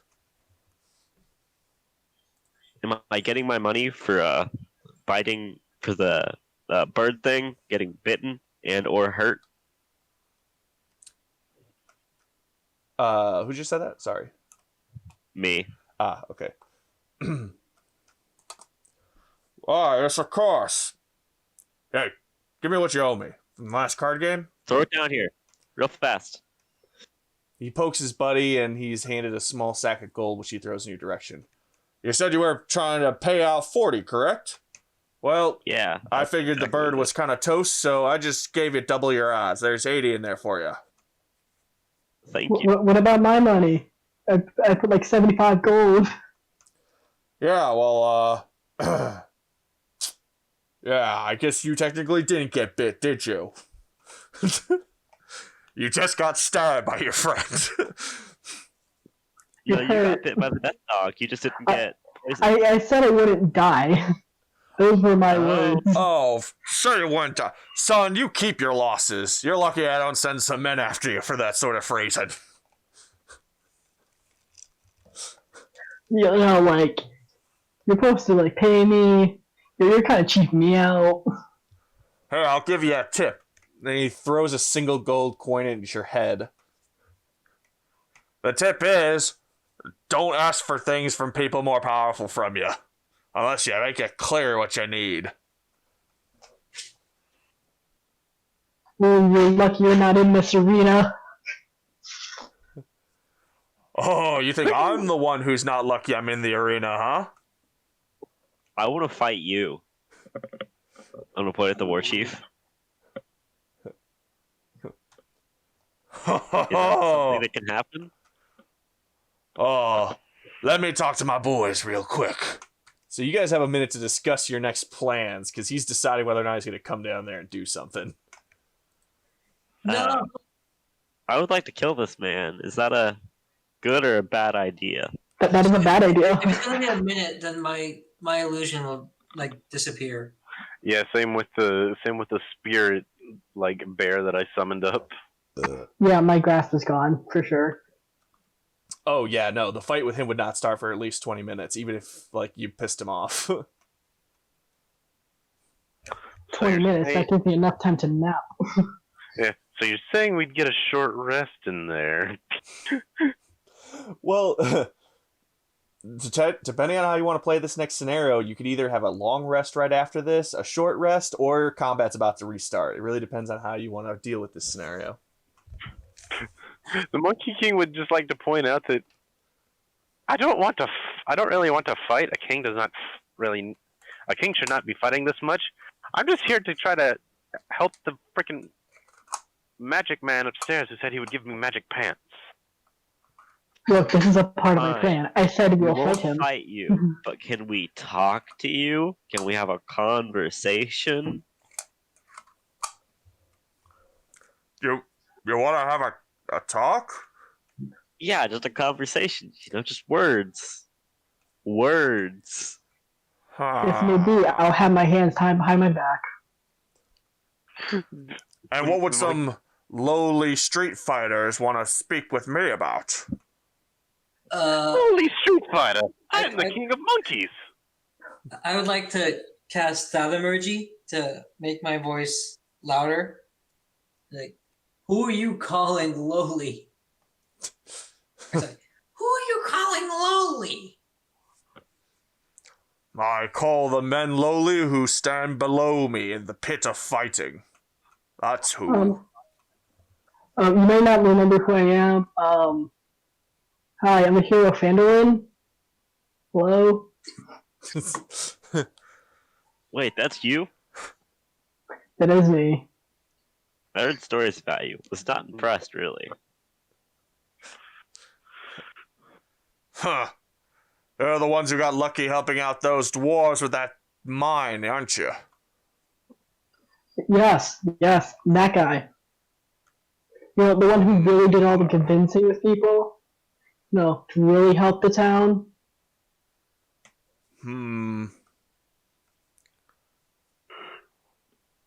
Here.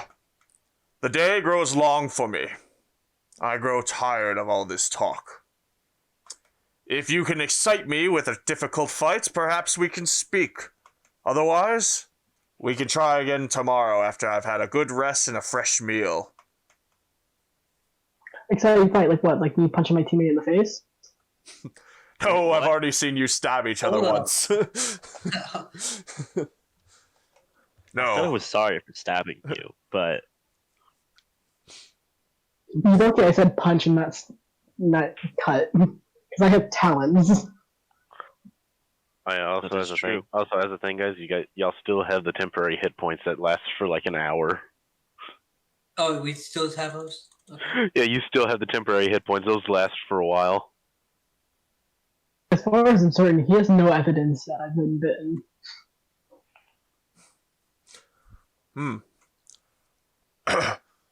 The morning's fight is going to be against an otherworldly creature and his two human companions.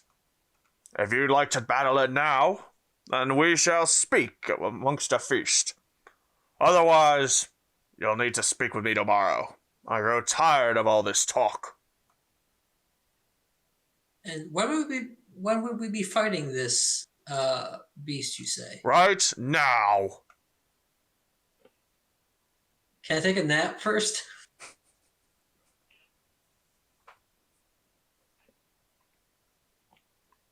Can I take the short rest so I get my illusion back? Oh, you're No! A short rest leads to a full rest for me. I've been up partying for the last 2 days straight. I was just about to have a good sleep before you just slaughtered these wolves for me. we'll do it. We'll fight yeah, hold whatever on. creature you give to us. Shut up. We're doing it. You need to chill out. We gotta talk about It's this. okay, guys. first. I have a plan. I know how to kill these things, probably.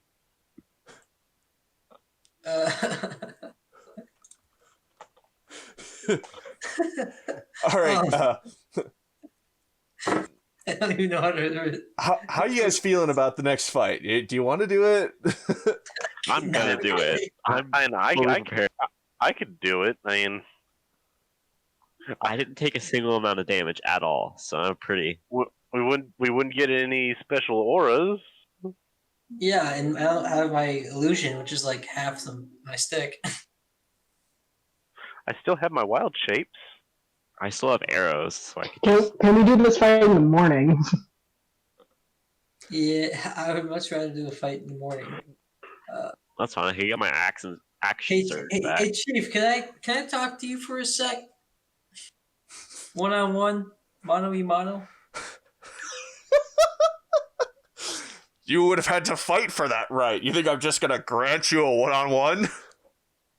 What if we Talk. did a 101? What? Can I try to persuasion? You got to come up with something pretty good, and it's still going to be a high DC at that rate. I hate these. Hey, I hear there's some guy wanting to talk to you, and I want to talk to you about how to get rid of him, if we can talk. That is. That was Nakash trying. This is Madash trying to speak to this man. All right. Roll persuasion. Persuasion, you say? Oh boy. What the fuck are those numbers? What? What are those I have a numbers? plus 10 in persuasion. I have a plus 10 in persuasion. Oh, I hate you. Oh, I hate you, Madash. Son of a bitch. How could this happen to me? If anyone knows his persuasion. Yeah, I can do that. I'm about to do what's called a pro gamer move.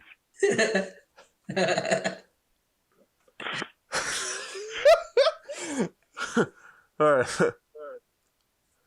And every other thing that's in charisma is a plus 7. All right.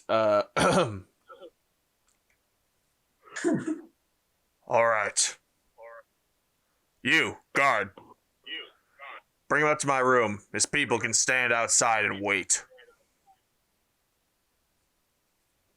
Is just the one?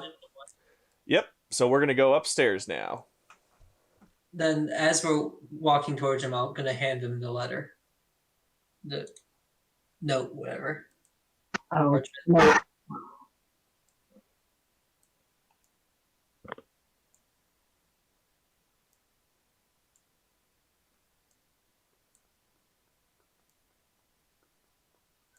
No one ever expects the plus 10 in persuasion. Nope. No one expects the Spanish Inquisition. How do you have plus 10 at level 3? It's level 6 I'm at. Oh, okay. Yeah, but like, I just put like everything in it. Just only persuasion. That's fair. I think that's how we got through most of our campaign before. Now imagine if you took 3 levels of Redemption Paladin. You could add a plus 5 to that with a Channel Divinity. Fair. And a plus 15, always succeed.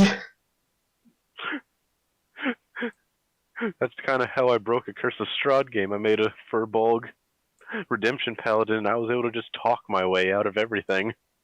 Because I could talk to animals. I could talk to animals and plants. Jesus. I don't have the ability to communicate with animals yet. Just yet. And if I really wanted to optimize this build, I would have gone with the Furbolg. Then anytime I'm talking to plants or animals, I get advantage on charisma checks.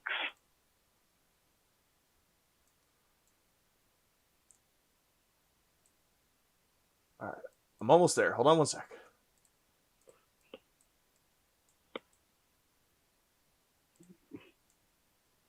So I like to imagine that you don't like my persuasions, do you? I'm still sort of learning how to balance against bard persuasion skills at this point. Just make it 30, always to always. So I have to roll nat 20s. We also got to remember, like, persuasion doesn't instantly mean, like, they'll go with whatever you want to do. Like, there are some... Like, yeah, you might make a good argument, but, you know, there's some that are like, hey, orders are orders. Or, I can only do so much for you. Yeah, you can't just like convince the king to give up his crown just because you want it. Yeah, But no, I- absolutely. But I got a natural 20 persuasion. He should do whatever I say. No, I don't like playing like that. It's just like I got a natural 20. Oh wow. That means he's probably even more angry at me. All right. So if you look at the bottom right here, that should still be visible to all you guys. Yep. All right. All right, pal. I'm about to take the rest of a feasting man. What do you need? So I'm pretty sure you heard of the wizard upstairs. He keeps bothering everyone. Oh God, are you talking about Sislet, the guy who I've been sending messengers about all day? What are you, his new messenger? Wait, that was Sislet? Yep. How did I not recognize him?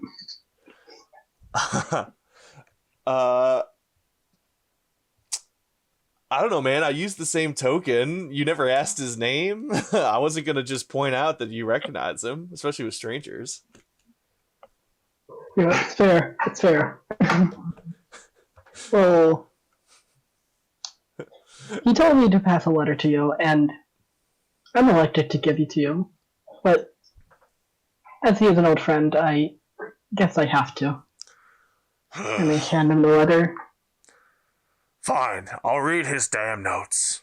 And he takes it from you angrily and starts to read it. Yeah, no, he's not allowed to go. I don't approve. You don't approve?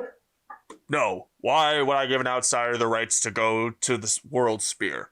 It's the most dangerous place in our entire kingdom. Why would I allow an outsider?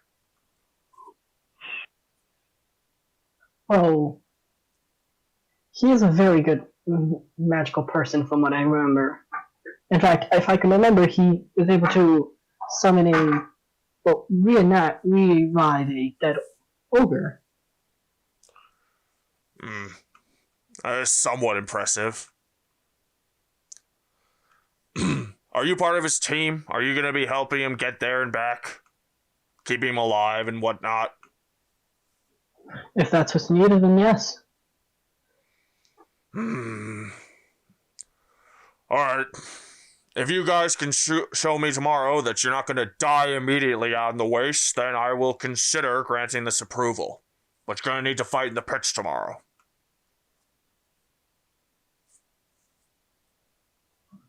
That seems like a fair deal.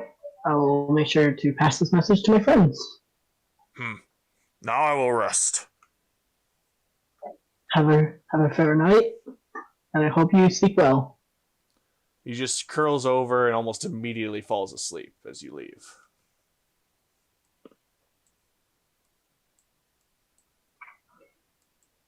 Okay, folks, we might have a lead on our hands.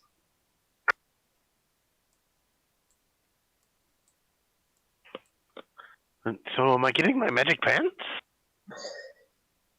He says as long as we can prove ourselves, he will approve of the message. And that we have to help him. Fight tomorrow then? Yeah, unfortunately. Not against it. Not against him. I think. He didn't clarify that. No, I said I'm not against it. Like, I'm fine with fighting. I do not like to fight this much. Kings should not fight. We have people for that. Well, you can stand back. All right. We just need to prove ourselves that we are worthy to travel with this wizard so he can get his stuff done. Do we have a room here? I assumed we did, but... You do. I was going to say, so, you're currently in the living quarters floor of the inn. While most people call this a floor, it bobs, ducks, and weaves up and down a lot, so it's hard to tell if you're actually on even ground at any given point. There are a number of exits off onto like the twisted We're caves. underground, right? Yeah, you're underground in a cave system. So basically the point is this. You guys have all night to do some exploring around here if you'd like, or you can go right to bed and start the game tomorrow. So if you'd like to check anything out, let me know. I'm going to reveal all the hallways. Oh, and if you can't tell, these are all doors, these things. And there are hidden things in this world, and you can just go in any of these bedrooms if you ask me to.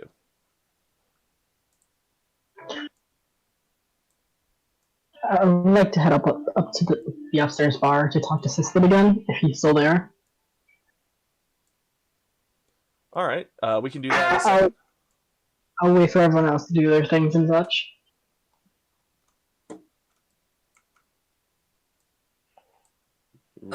Where's the location of our room? Your room is on the bottom left side of this map. Give me a second.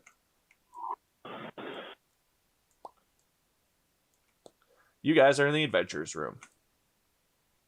It's extremely cramped. The beds are bashed against each other and against the wall, but you can technically sleep there.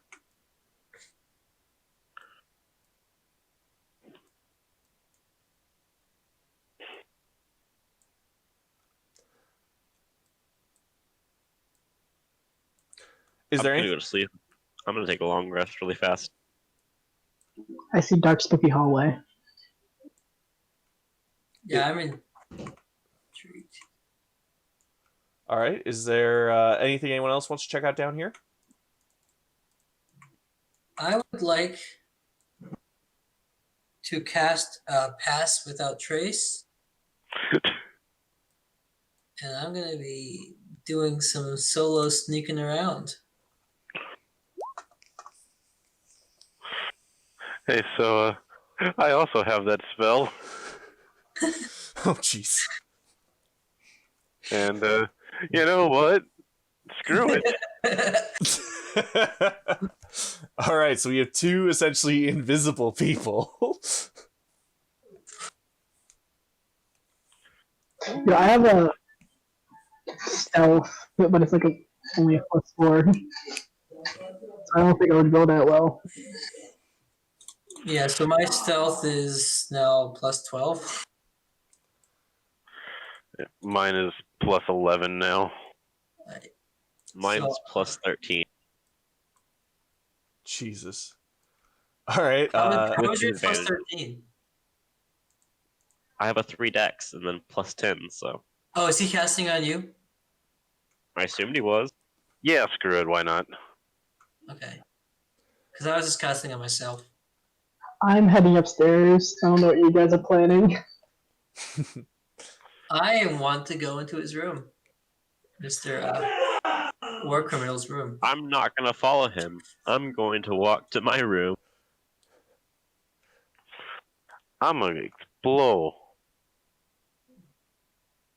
All right. Could you roll stealth for me, Grey Cloak? It's +10. That. So that's a 25 for you. All right. I'm gonna go ahead and roll my stealth right away. Shit. Plus 15 10, is still pretty good. 15. He's just poking his head into random doors. All right, we're gonna do Grey Cloak first. All right, you're able to sneak into this room very quietly, and you can see the War Chief just snoring away on the bed. Is there anything in here I can steal? Yeah, there is a cabinet that does have a small lock on it right against the wall. Or there is a small sack on top of it that has some gold coins on it. There are a few scrolls. Potentially one of them could be a magical scroll, but you won't be able to unfurl it without him hearing.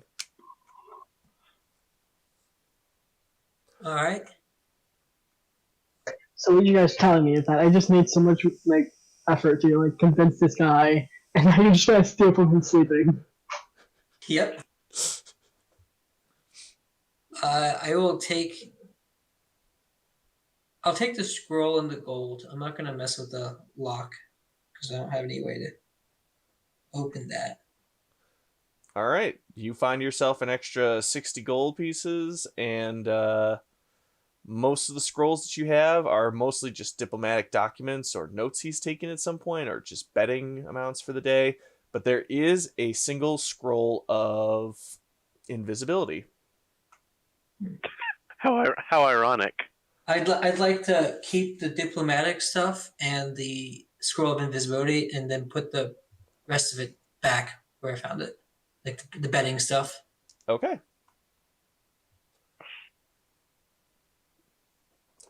Did we get any XP from killing those things? That's I like the end. That's like the end of it. I do XP per session. Okay. I'm still working how that works out, but essentially every few sessions you're just gonna level up. Unless you guys do some really crazy ass shit, then I give bonuses as a reward. like last Like time. For the for big bad evil example, guy? for example, if in one session you end up breaking into a cult and murdering two big bad evil guys in almost a single turn, and then burning down the entire building, destroying the entire cult in a single day, then yes, you get a lot of extra XP for that sort of stuff. Like literally within like an hour of being there. Yes. It was very Fallout 4 feeling. Like, oh, hello, newcomer. Oh, you're now our leader. All right. Skyrim. If everyone in here is cultists, I mean, you burned this building down. Got it. All right. So, Grey Cloak, you did some stealing. Monkey King, was there anywhere in particular you wanted to check out? He's just opening random doors and looking inside. This door has a number of guards who, upon you opening the door, just stare at you. What the hell do you want? I'm looking for the bathroom. People usually piss in the pits or they go outside. Okay. He just closes the door. Do not come back! Okay. I'm just gonna open up this other door. Still the 15 stealth, by the way. Oh, I know. Empty room with a chest in there. Okay, let's see what's in the chest. No lock on that bad boy. You crack open to see that, yeah, it's empty. There's a book at the bottom of it with a pretty simple title. What's the title of the book? I'm trying to think of a joke about this being the Bible in a hotel room, but I'm not sure what I want this world's Bible to be. Yes, the Bible. It's a history of Borgus. Borgus. Oh, I love that guy. Borgus is the nation's name. He's just gonna open up another random door on the other side over here. As you do, you see a cultist sitting on the bed and some sort of tiny dragon creature perched on top of the bookshelf. They both stare at you as soon as you open the door. I knew I smelled something in the halls. What's this strange man doing here? Why does he smell like there are more of him inside his coat? Oh, good questions. Is this the bathroom? No, son, this is not a bathroom. This is my room that I've rented and paid for and was really hoping not to be disturbed in. Okay. He just closes the door. He smelled like he had 4 of them. And he's just gonna wander around a bit. Just ignore the fact there's a cultist in the room. Doesn't matter. Just gonna open random doors on the way to his room. All right. Opening the few random doors in between those two areas, you find a room with more cultists who seem pissed to see you, a band of street thugs who just sort of give you the finger. You disturb a woman who screams at you, but then slams the door, and then you see a very ornately made room with a bookshelf sort of askew from the wall. Just gonna go up to the bookshelf and see what's up with that. Roll investigation. I have a 0 to this. 10. Okay. Looking over the bookshelf, you can see that it's been moved off against the wall just a little bit. Upon further examination, you see that there is a small lever against the wall. Pull the lever. All right. When you pull the lever, a click can be heard, and right over here to your right, the bookshelf seems to have its floor crash down from underneath it, revealing a small passageway.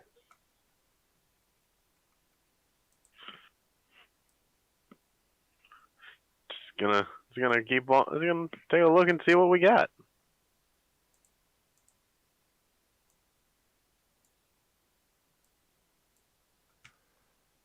All right. In a deep and extremely rough-looking area that hasn't been all that built out, you can see that there are a secret tunnel that allows you to make it your way from this room, the hallway where the torches were, into the staging area for the fighting pits and the lower levels of this inn. Secret tunnel. Oh, yes, I was just about to. Secret tunnel through the mountain. Secret tunnel.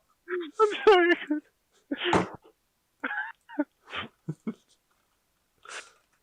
I'm glad someone else was thinking it.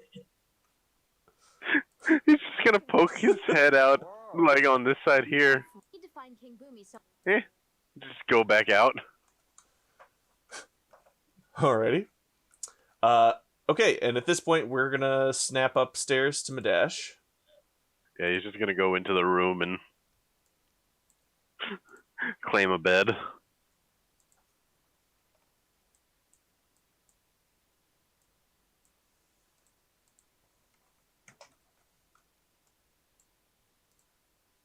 Alright. Well, hello there, friend.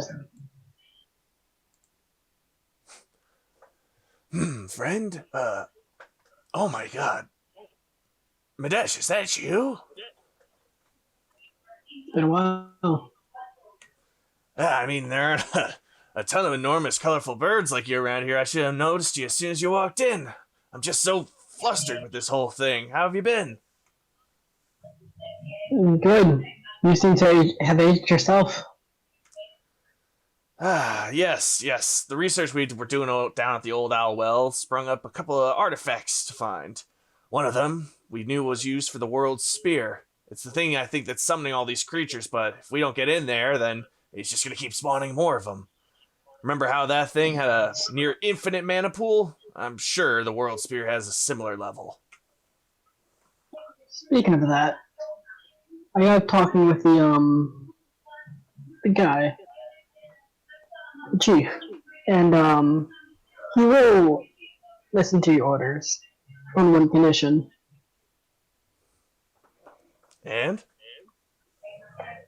We have to fight in the tournament tomorrow. Well, not in the tournament, but his fight tomorrow.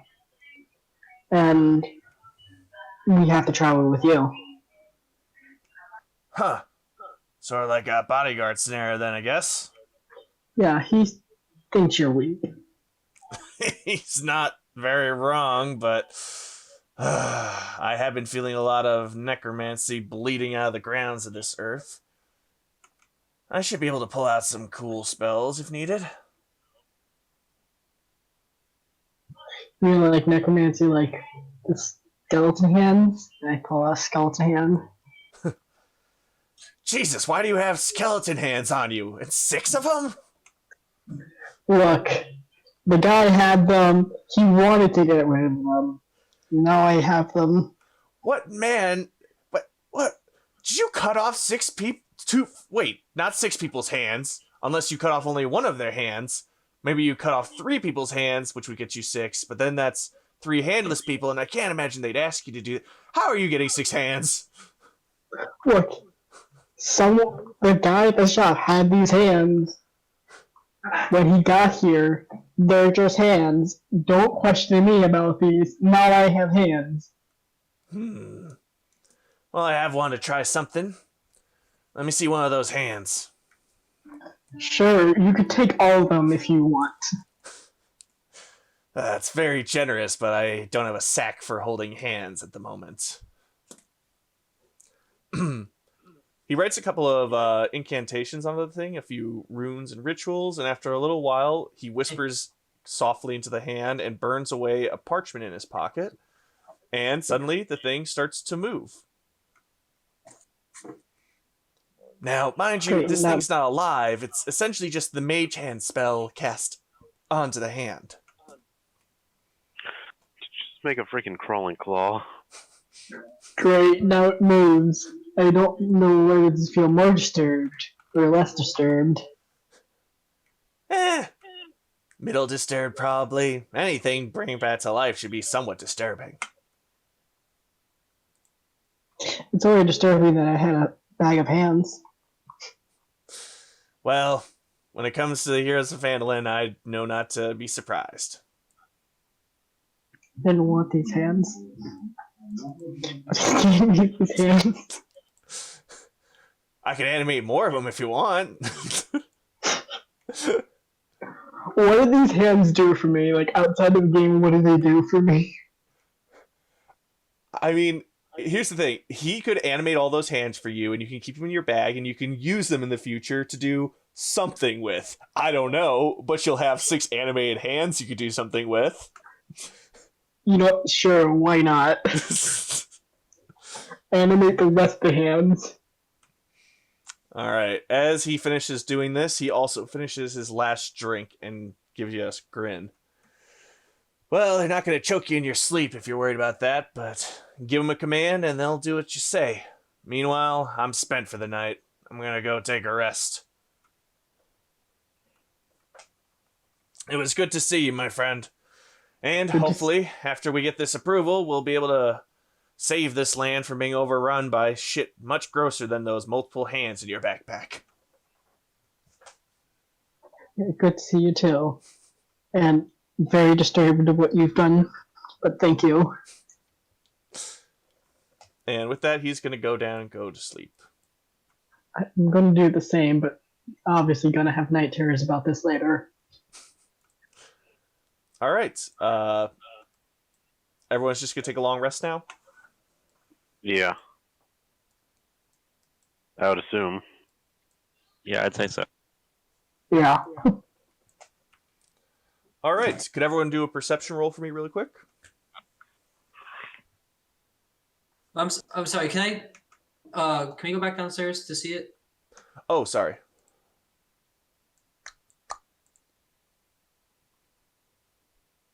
I'm going to get my perception roll out of the way.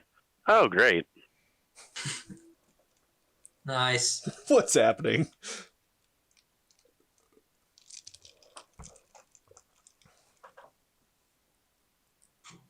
Not quite sure. Okay. They look 18. Gray Cloak, roll perception check. All right. You guys sleep all through the night. There's no issues. Nobody wakes up, not even Madash, the real one. The next morning you do wake up, however. You go upstairs and have yourself a bit of a meal. People seem a little bit excited about some fights later today, but nothing in particular is heard, unless you guys would like to search for rumors or anything like that. Well, sure. I'll search for rumors. Roll a d10.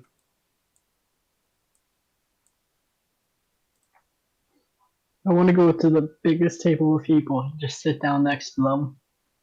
Like if I'm supposed to be there.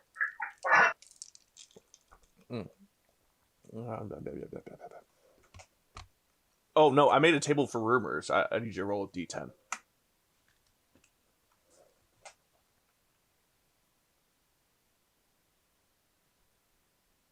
All right. That would be a 4. A couple of the big table of guys that you're talking to happens to be another group of passing adventurers. They got a chance to see a few of the fights yesterday and were excited by them, but they're talking more about the fights they've been having out in the wilds recently. It seems that the creatures that are coming out of the tower and attacking people on the road have a very strong aversion to fire, so they're quite weak to fire, but they are very resistant to ice or cold attacks of any kind. I'm also going upstairs, by the way. I feel like I should state that. Okay. Well, you're all upstairs to have a meal at some point. I imagine Monkey King would just, like with that nat one, is just, he's sleeping in. Yeah, right. Okay. Make sure to fix your guys' health too with the temp gone at this point. Yeah, temp HP is gone. I would have forgotten about that. So yeah. All right. Is there any sort of stuff you guys want to check out on this floor, or anything you want to do on the floor below before you get to the match today? Do you relay the information about those creatures to us? Yeah, I relay them. I'm going to, in preparation for that, buy regular fire arrows. Alrighty. I'd like to. 10 gold piece each for those? A what? A single gold piece? No, 10 for each arrow. Oh, okay. I'm gonna buy 4. You now have 9 fire arrows. Wait, how? You bought 5 earlier. Those No, are those are main mace fire. fire. I'm going for regular fire. Oh, shit. I didn't even know there was a difference. Alright, give me a second. I'm not sure there is, really, but Okay, well, you have 5 mage fire and 4 fire. and I'm gonna buy a meal and just eat with, I guess, everybody else if they're there. I'm gonna ask the man at the store for a bag. Yeah, what do you need a new bag for? You don't want to know. I just need a bag. Oh, hey, Nothing dangerous. you're the guy who took all them hands from me. Oh, God, is that what the bag's for? I'm not gonna confirm or deny this. I just need a bag. Alright, here's a sack for you. Anything to get these bones away from me. Thank you. And I don't know if you have any more bones, but I don't want them. Nah. You have to pay me to take them. Once the guys downstairs heard about the bones, they took them to go feed some dogs or something.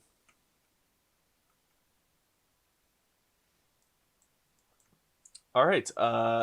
So like I said, there is a lot of stuff to be explored or noticed on this floor, the one below. Is there anything you guys would like to check out before the fight gets started? Can I buy a set of thieves' tools from Cayman? Sure.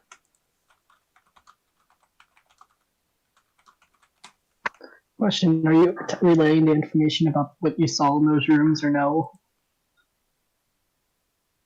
Monkey King, I think is. I think it's for Monkey King. Oh, sorry. What was it? That was. Are you relaying the information of what you saw in those rooms, or no? No one's asking about him. He's got no real reason to say anything. There's just people in their rooms to him.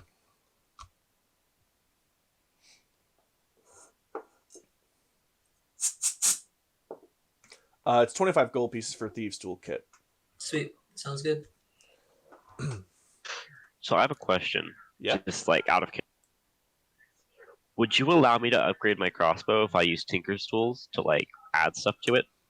I genuinely don't know how that sort of stuff works, so I'd say not in this session. But There's we can no talk about rules between. for it. Yeah, I had an idea for it, but it's fine. What was the idea? I could add like certain modifications to it, kind of like a gun, where like a scope or something would add to hit, like the accuracy and stuff like that. Make it a +1 if I like. I'll make it a +1 if I get a good roll or something on it. Out of scope, something like that. I feel like if you add a scope, that would also make it disadvantage close. Yeah, I'd say this is one of those things we decide on in between games and have your crossbow ready to go next time with an upgrade. I can't give that right now. Yeah, that makes sense. Okay, just wanted to ask. All right. Anything else?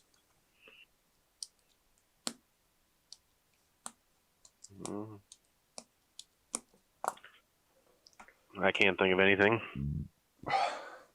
Unless, like, pretty much, I'd probably just be, like I said, with that natural one, I'm probably just sleeping in until the fight. After a while, the bartender is going to sort of nod at each of you and just say,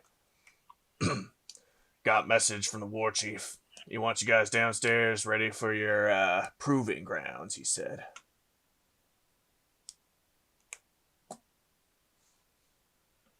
Okay, I'm gonna head downstairs. Yeah, I'm heading downstairs.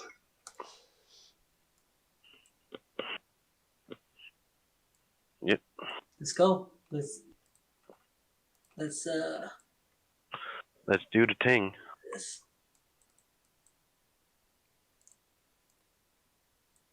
Alrighty then.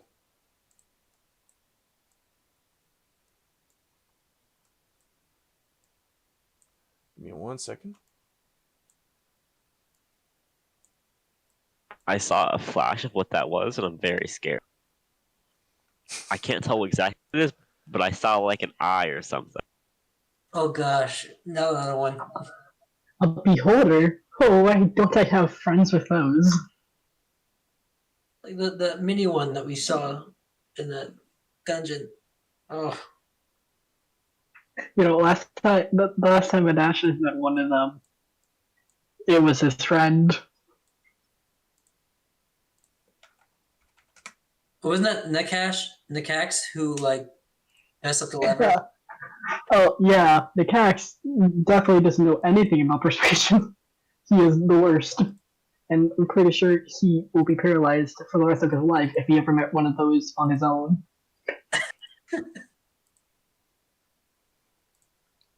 Alrighty.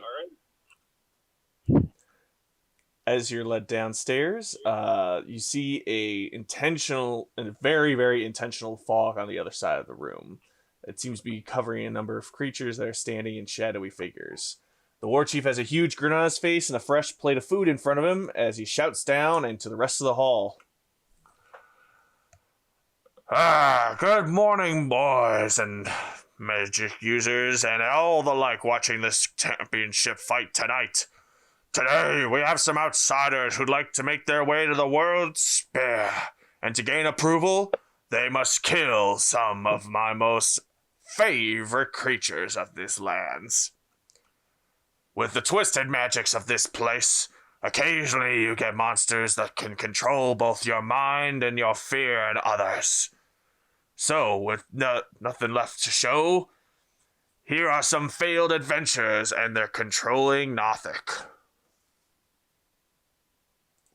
See, hearing him say to control your fears, I'm gonna cast counter charm.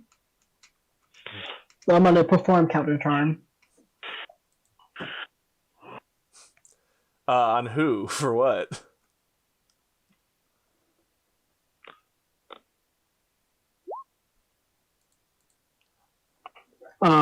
It's a sexual ability that as an action I perform that lasts the entirety of your next turn. During this time, any friendly creature within 30 feet of you have advantage on saving throws against frightened or charmed. Look at you! Perfect spell for something like this. It's not even a spell, it's just an ability I have. Yeah, it's a bard ability. Only issue is it only lasts for a One turn. But if I keep casting it over and over again, they're virtually useless, but very helpful as long as that thing's not there. He's just drowning out the music with.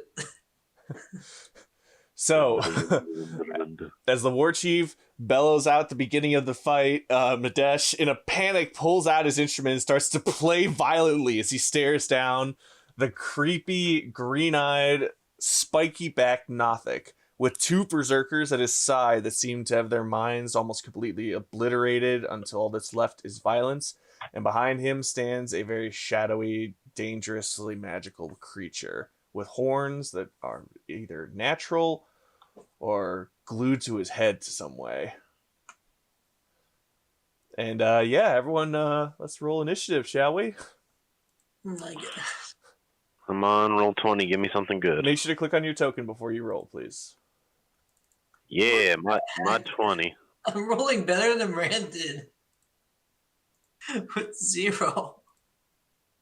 I imagine like I'm playing he is a pirate.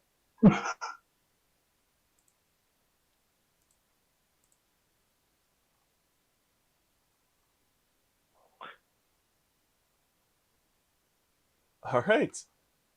Okay. So we are gonna get started.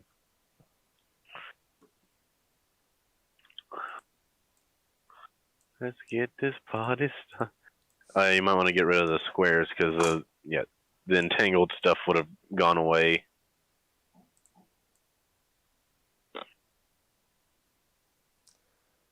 All right, the first berserker is gonna sprint forward and get within range. What?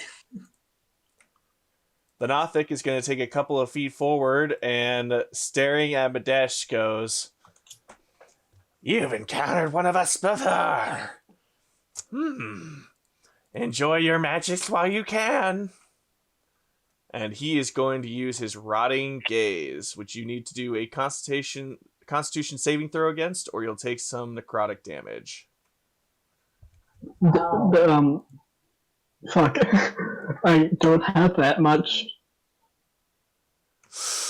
Oh, all right.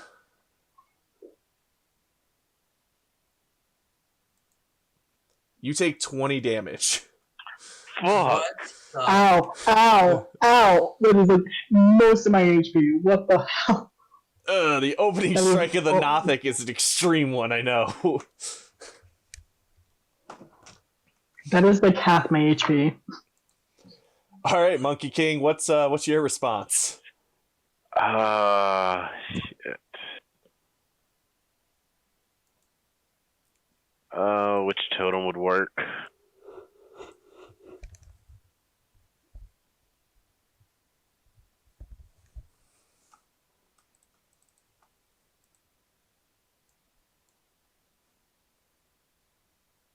I'm going to summon up the Hawk Spirit.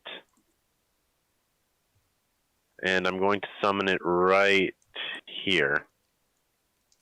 I'm going to summon it up right here. So it's a 30-foot radius. You might need to actually put this one, like put a circle down for this one, because this has an effect that will be useful. Where's the center point? Right here. Yeah, right there. That's the center point. All right, start going clockwise with that thing, okay?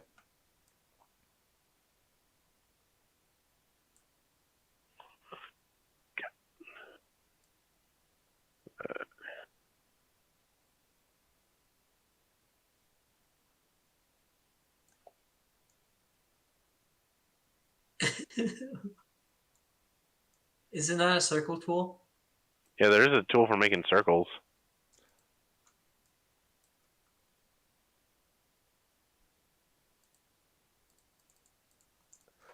Oh, I have to hold Alt. Got it.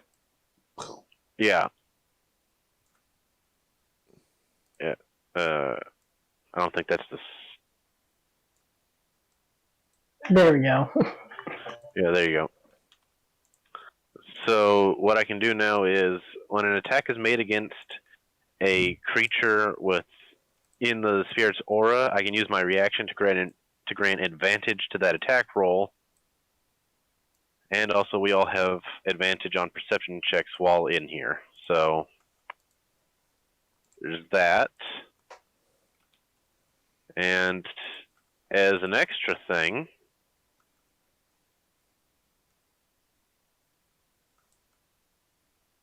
I'm going to cast Entangle. And it's going to be... where do I want to put it? You know, I'm going to put it right on top of this Nothic. Okay. So about a square like that.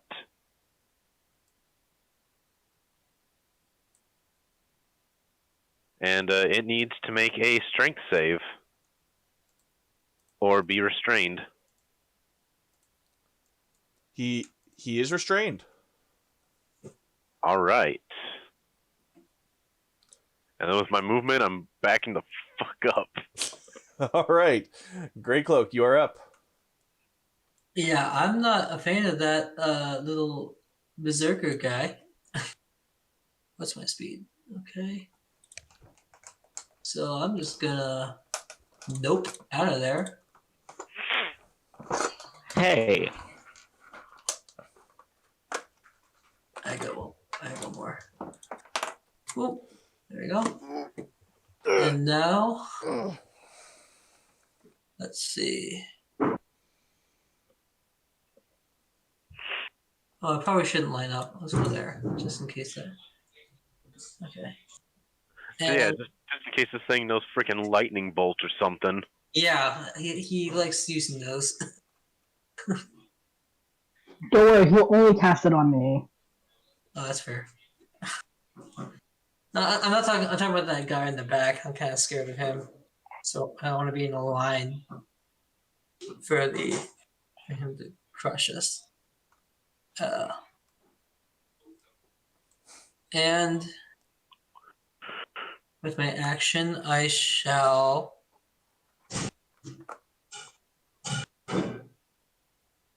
I'll cast Guiding Bolt. Right, kind. On That'll who? hit. Whatever it is, it's hitting it. But yeah, who are you casting Guiding Bolt on? Oh shoot! I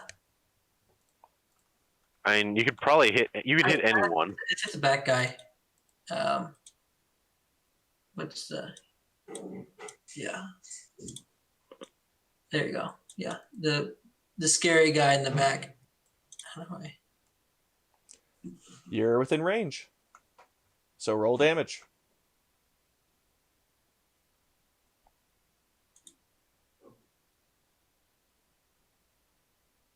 Oh, great.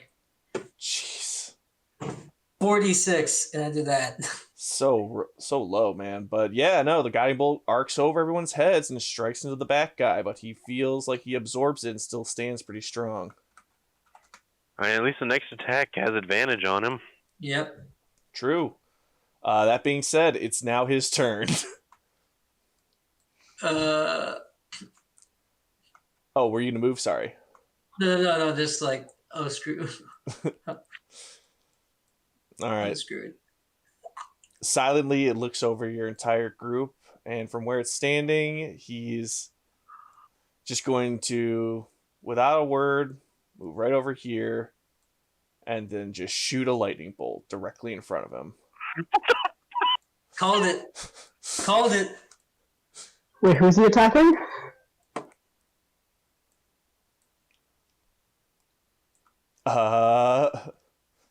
Bolgan. He's shooting right through his enemy into you.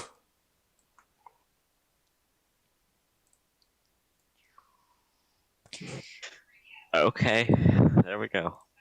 At least two of You're the gonna people kill who would have attacked, he would have hit his teammates. Jesus. All right, make a dex saving throw.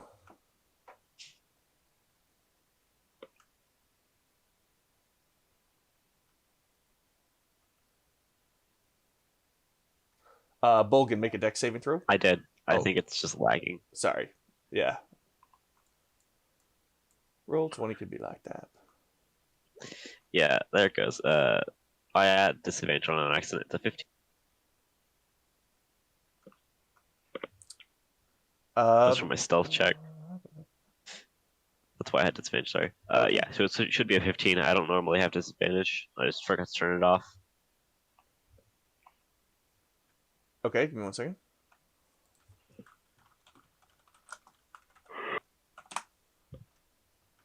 Okay, oh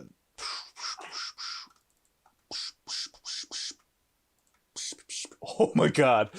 Alright, so the barbarian does not even seem to notice the electricity as it strikes through his back and then through your chest as it arcs away. However, you are able to put your shield up and just sort of dissipate the blast just a little bit.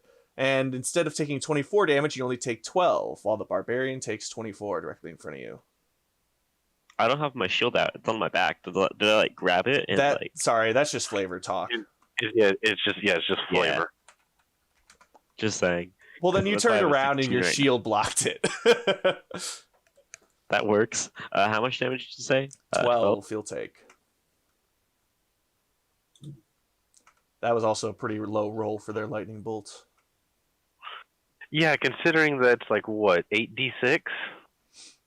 Yeah, pretty much. I'm sorry. It's how much? That had the chance to kill me in one hit. Okay. It could have done 8d6, yes. which is why I put it through an enemy as well as you, because I know how that thing can hurt. So I'm sorry. But you're still alive, so it's okay. If I didn't make that save, that would have killed me, right? Like I would have been on the ground. Probably. Yeah, but we got a lot of people Yeah, with healing that's and great. potions, so you would have been right back. How much HP do you have left? 10. Ah, I got you. All right, Fine. Madesh, you just took a lot of damage too. You are up. Speaking about a lot of damage, I'm gonna cast Beacon of Hope because it helps, and what Beacon of Hope is gonna allow me to do.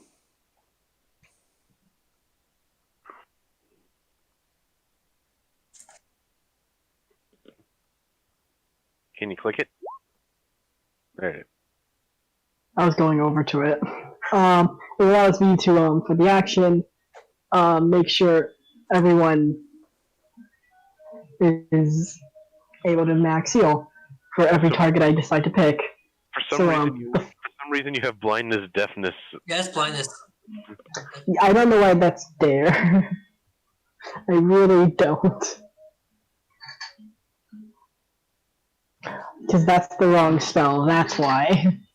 Ah, okay. Well, we'll have to get your character sheet fixed up a little bit after this. Yeah, it's just I had so much there. For the duration, each target has advantage on wisdom saving throws and death saving throws and regains the maximum number of hit points possible from any healing. That hit points thing is going to be huge. Yeah, and I get to choose as many targets as I want. So, I'm choosing myself and everyone else on this team. Because, ouchies. All right. What movement and And bonus then- action would you like to do? For a bonus action, I'm gonna use Healing Word at level 3. Actually, yeah. you can't use two spells within the same turn. I learned that recently too. Yes. Stupid No, D&D rules. It makes no sense. Now, if it was Even if it's a bonus action? yeah, Yep. There are two No, you no, can if have it two was- level spells in a action and turn. you can do a spell and a cantrip so long as one's an action and the other's a bonus action. But no, you can't do two normal spells within the same turn. Well then, Because otherwise, that could really make spellcasters OP with some combos. a Bogan. Bardic Inspiration.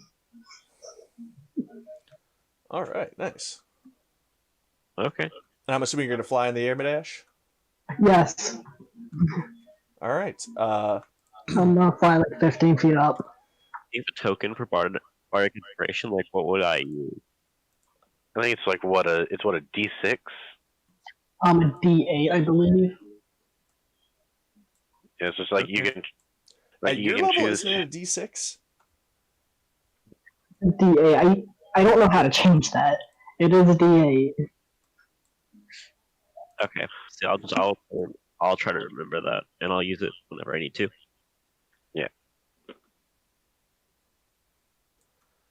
All right. This one's going to run up here. He's using his full movement to get right underneath Madash, essentially. That is difficult terrain he's moving through. And he's going to stop his turn right there. My mistake. So, yeah, that's him sprinting, and he has not used the dodge action. Meanwhile, Bolgan, you are up.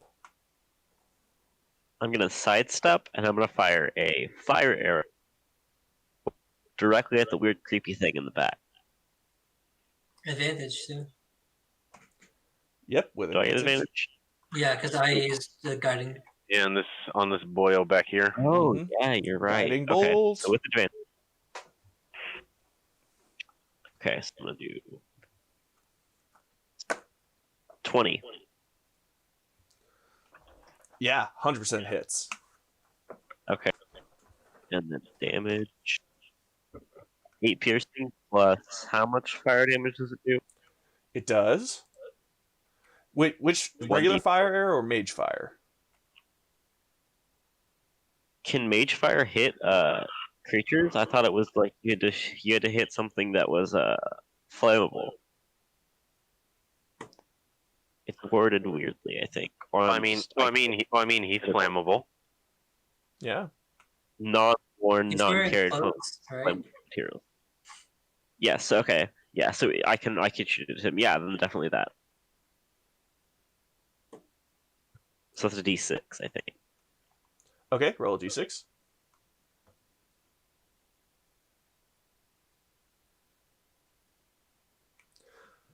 So that's 12 damage total, but 4 fire damage. Yep, and the fire damage is going to double because he has a weakness to it. So Yes, he you're is. doing 16 damage to it, which is going to be just enough to kill him, actually. Oh, What? okay. 12? 1 hit. No, he did 16.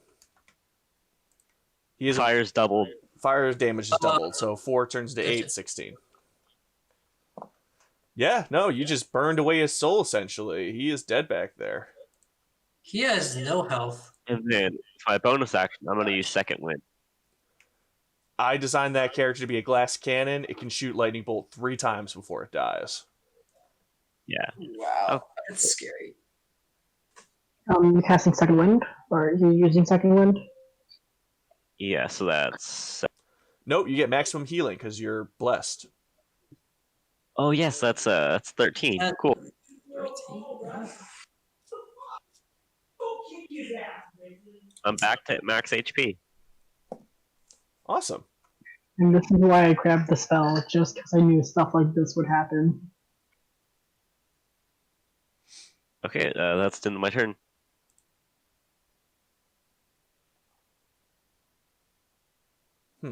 Oh wait, never mind. I was gonna switch to my. What's your rules on changing weapons?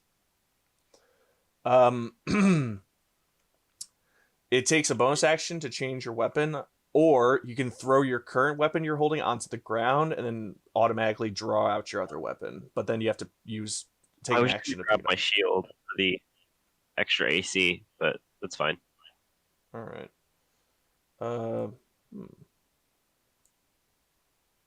That's weird.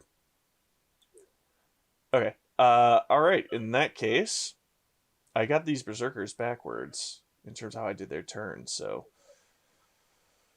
I have to read backwards. But that's fine. This guy right here. Now that he's in range and he's taking a lightning bolt to the back, he's a little pissed off. So he's going to use his great axe on you. That's great. I don't know why he's mad at you. You're nothing to him. All right. Does a 15 hit? It does not actually. Oh, jeez. All right. Then you are okay.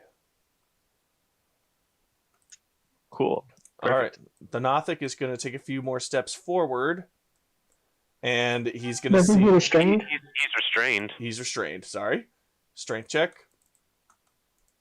DC 13. And he is still restrained. God damn. And that takes his action to try to get out. Yep. So he's just stuck there, damn it.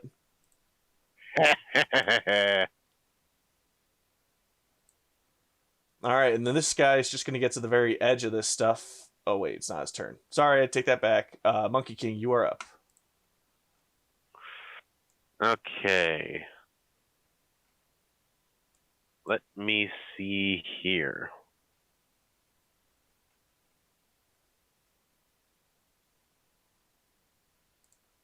I will bonus action use Shillelagh.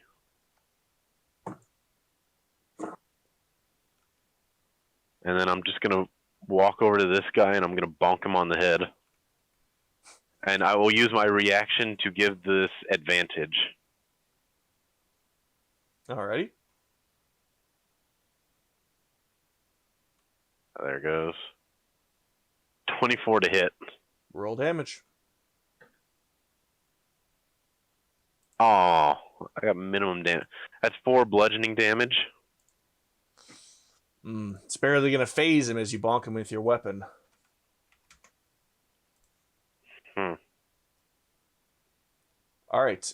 Grey Cloak, you are up. Okay, so I will. I'll stay there. I'm gonna channel divinity. So can I get another token to get my clone? Yep.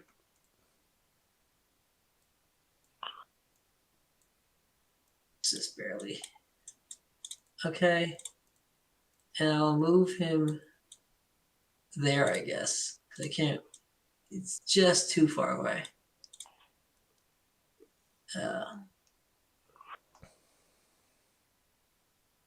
Yeah, that's my action and bonus action. So that's me. That thing's gonna get messed up next turn. What made you say that? All right. Wait. So that it for you, Grey Cloak? Yeah, that's it. All right, Can't Nadash, do you are up. There's many things I want to do, but I'm not sure what should I do. Can you break terrain down more? Like make it even more difficult terrain. Yes. I don't know if difficult terrain can stack. No, at this point, what you could try to do is break the floor because there is a cave system underneath it, but you'd have to roll a natural 20 at whatever you're trying to do it.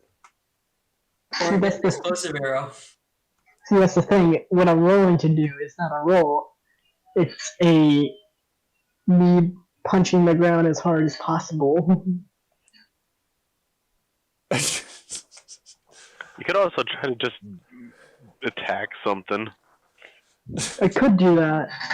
That's the thing. It's also an attack. It's up to you.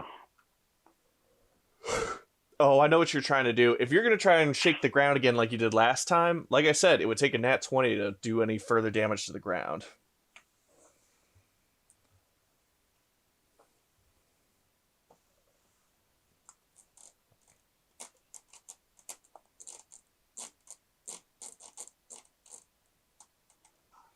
I'm just gonna cast Vicious Mockery on that guy. All right.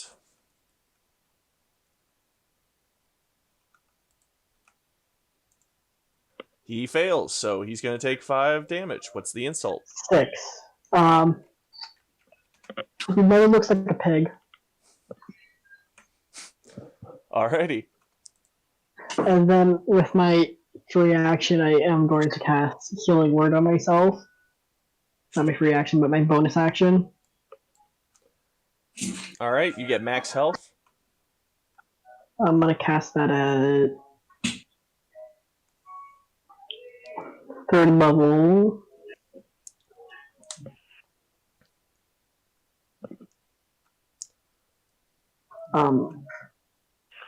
So that's 12 plus whatever your spellcasting modifier is. I heal 16 HP. All right, so give yourself 16. And that will be my turn. All right. This guy's going to run up here. He's going to strike at the hologram, but obviously he's not hitting anything, so he's just going to turn back and get ready for what's next. Bolgan, you're up. So I'm going to come. Do you allow flanking, like flanking rules? Yes. Okay, so I'm gonna come around here behind this guy, and I'm just gonna shoot him in the back with my crossbow. Okay, and you do have advantage because of the very many modifiers in this scenario. Oh yeah, because I roll. the circle of advantage. Well, no, the circle. It's only if I use my. It's only if I use my reaction. Gotcha. Why is it giving me a -5? Oh, because I turned on sharpshooter on accident. Sorry. Did you want to have sharpshooter on? No, I did not. Sorry. Well, I mean, that is I'm assuming it probably hits.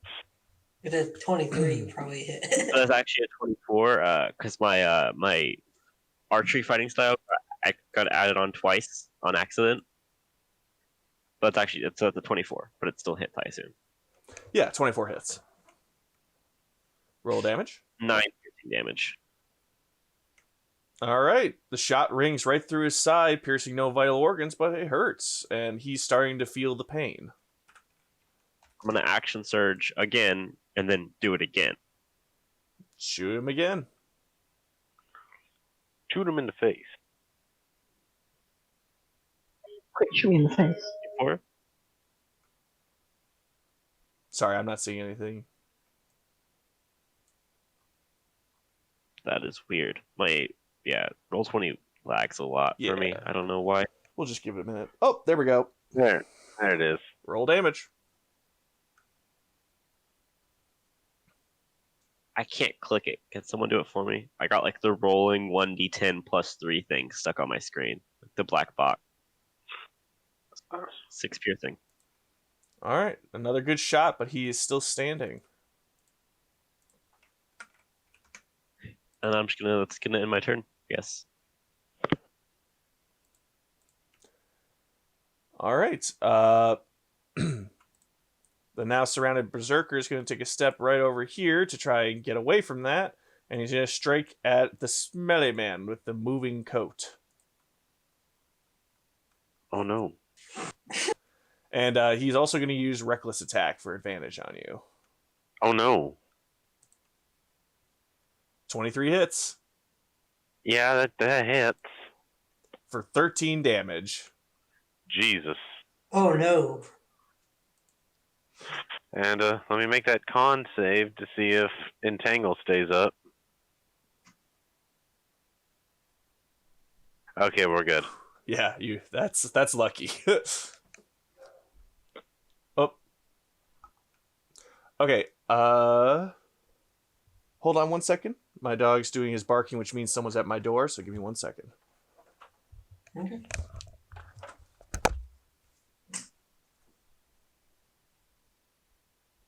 The DM's gone. Kill all the things.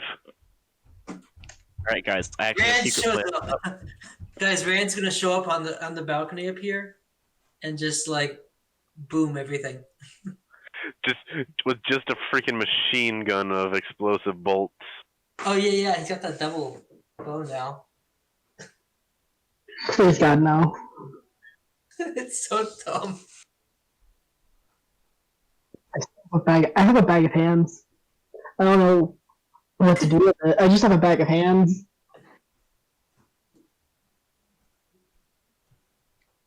I've marked Who it doesn't want in. bag of hands? I've marked it in my inventory as bag of hands because that's what it is. It's just a bag of hands. Catch these hands.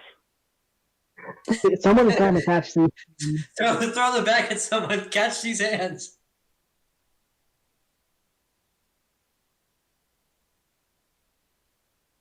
I actually have an idea for an arrow that I'm gonna make. I'm gonna chop someone's hand off, skewer it with an arrow, and then shoot it at somebody. It's like slapping them in the face from like range. Physical and psychic damage. It wouldn't actually work, but it'd be funny. So Do no extra damage. It's just flavor. All right. no, I'm back. three psychic damage just because of the humility of getting slapped in the face from a Yeah. distance. No. One no. psychic damage. What you do is you get a flip flop, and you tie it to a freaking to an arrow and shoot at someone, and then if that person is of a certain ethnicity, they will take tons of damage from 20 D100. psychological PTSD damage. The wrath of the mother. The wrath of the Chonkla. Oh, I would definitely take that damage. All right. So let's see here. So the berserker just attacked, did some damage. The Nothic needs to do a strength check.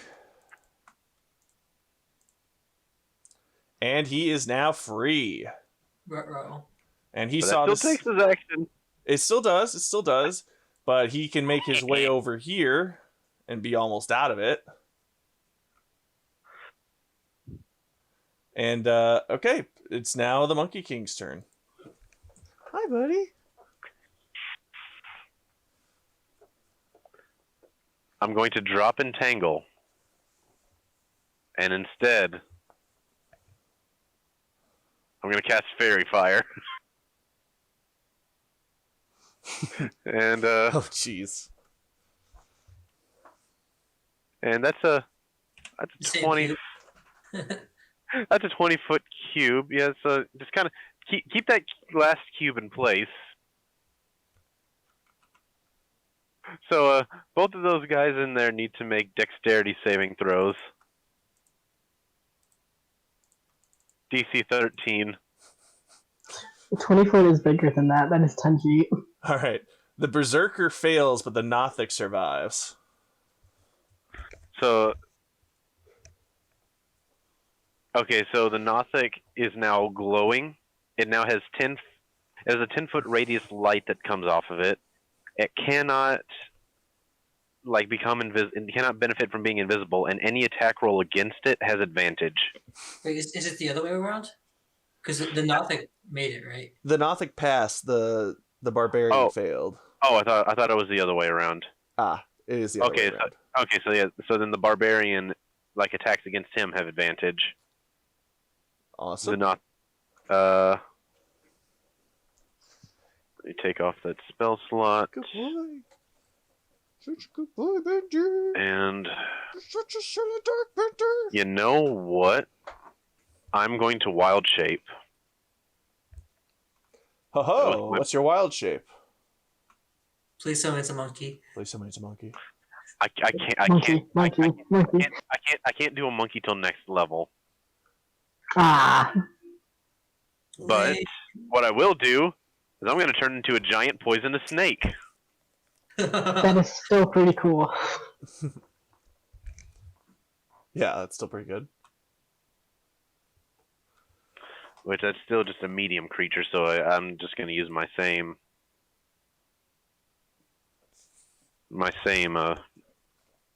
token. Alrighty. And yeah, that's my turn. All right. Oh wait, hold on a second. Wild shape. Actually, no, I can't turn into that because it has a swim speed. Ooh. Yeah, no. That will be a problem. God.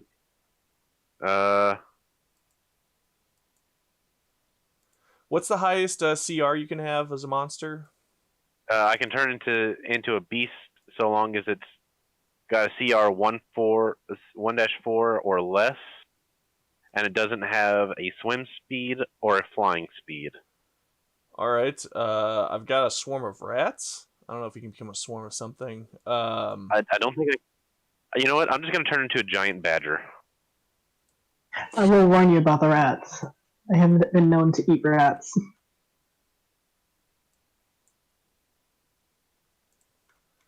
Okay, I just put a giant badger into our game.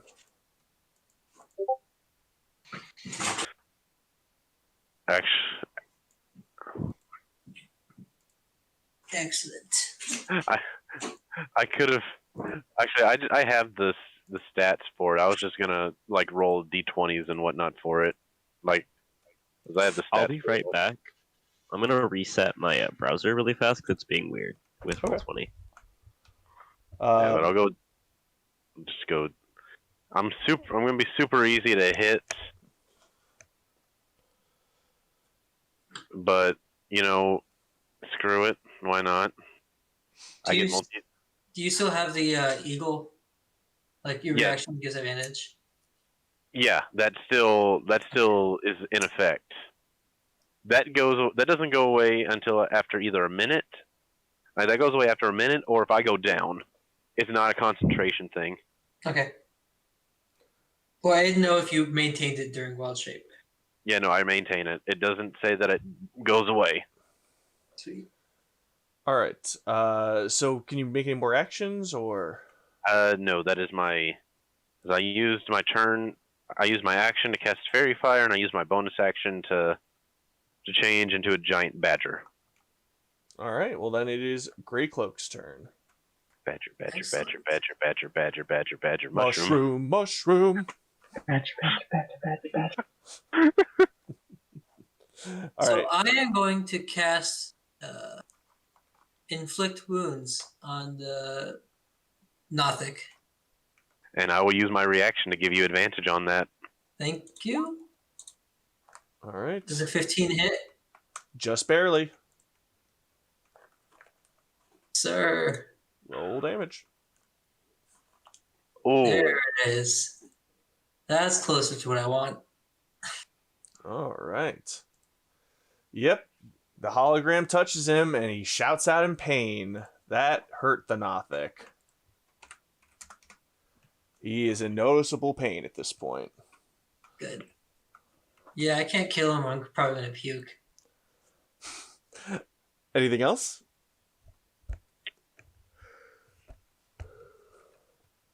No, I think I'm. Yeah, Alright. my Madash, you're up.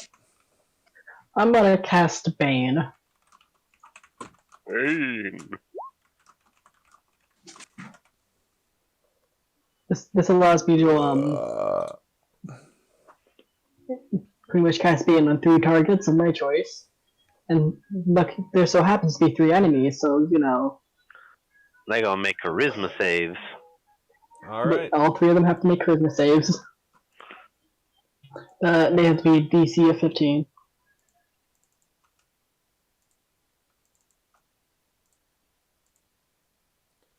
Okay, so these 2 here on the left, they failed. This one on the right succeeded. It's fine. I only wanted the Nothic to fail. That's all I was choosing. So basically, anytime they roll an attack roll or a saving throw, they gotta subtract a D4. That's really good. Yeah. All right. And I can't do anything else because I have no bonus actions. You can inspire someone. I can inspire someone, but I believe someone already has one, which is Bogan. But I'm also tempted to say he's probably never going to use it. So I'm going to put it on Greycloak. All right, Greycloak is inspired, and this berserker is finally free. He's gonna run over here. Realizing he can't hit Madash, he's gonna instead see this man just standing by him as lonesome, and he's gonna try and take a swing at him. Reckless attacks with advantage. Oh no. That's a 21, and he deals 8 damage to you.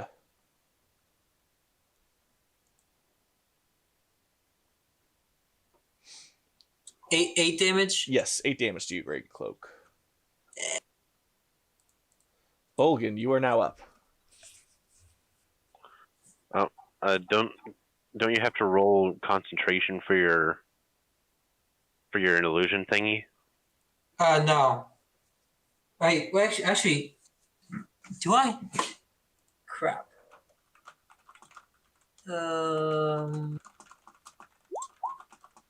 Let's see.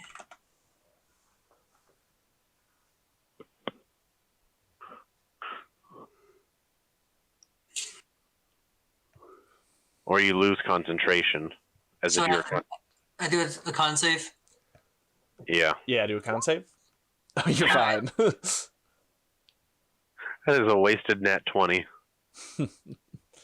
Yeah. Bolgan, you're up. Okay. So I'm gonna use my heavy crossbow on the Nothic. Which, do I have advantage anymore? No, you're not gonna have advantage. But you don't have disadvantage. Okay. Isn't he flanking though? It's like a diagonal flank. I mean, no, yeah, he's flanking. You get advantage. Well, that's Okay. if you count the illusion as a creature. Which we wouldn't because he realizes it's an illusion, so never mind. Okay, regular attack. Yeah, because it only gives like bonuses and advantage stuff to the user. Yeah. Yep. Regular attack. Okay. It's probably gonna take a while to roll because my internet's being weird with roll 20. 24. Damn, damage. Unless you need us to do that. 13. Oh, shit. It will show up. Give it a minute. It's on mine. I swear I can take like a screen cap if you want me to. It takes a second sometimes. No, Roll- I don't roll- believe you guys. It's like, yeah, there it is. I knew it was I that. rolled a 300 for damage. Roll 20 is probably just being kind of shitty right now. Yeah, I could see that. Either way, though, that's going to be a serious shot into the Nothic, and the arrow's going to be peeking right out of his abdominal area. I was actually aiming for the eye, so Everyone's aiming for the eye. that was sarcasm. Aye. All right. Now, guess what, Monkey King? Round 2 with the Berserker. No. 21 hits. And get advantage. Yeah, 21 hits. Subtracted a d4. It's gonna hit no matter what. I currently have an AC of 10. I tried. So without that D4 subtraction, you would be down and out, but instead you're just taking 10 damage. Oh no, the D4 is just the D4 is only for the attack roll, not the damage. Oh, it is? Yeah. It's only for attack rolls and saving throws. Then yeah, you're My wild shape is out. How much damage was it? 14 damage. How much does the badger have? It has 13, so I take 1 actual damage. And you're no longer in wild shape. And I've got to roll concentration on Fairy Fire. And Fairy Fire's gone.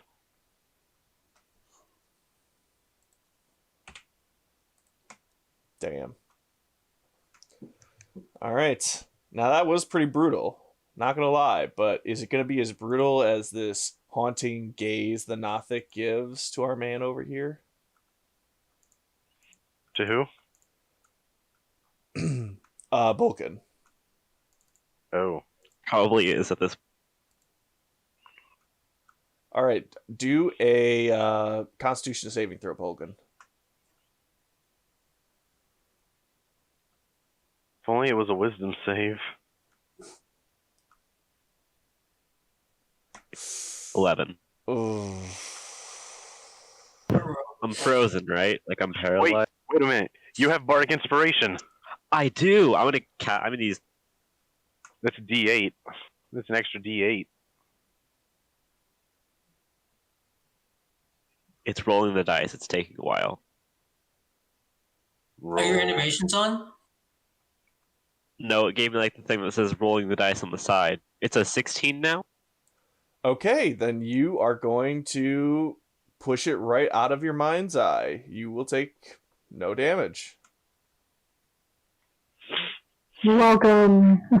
The one-time bardic inspiration was actually helpful. Yeah, Bardic Inspiration. It was like the last group I had was like, why don't you give me Bardic Inspiration? The reason why is like because you guys never used it. Well, Monkey King, you are now up.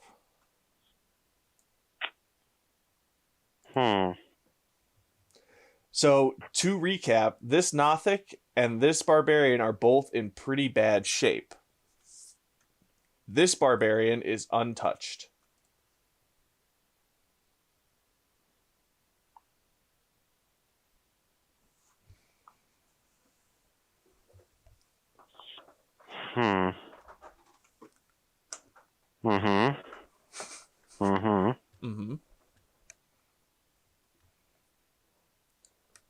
Are you talking to your?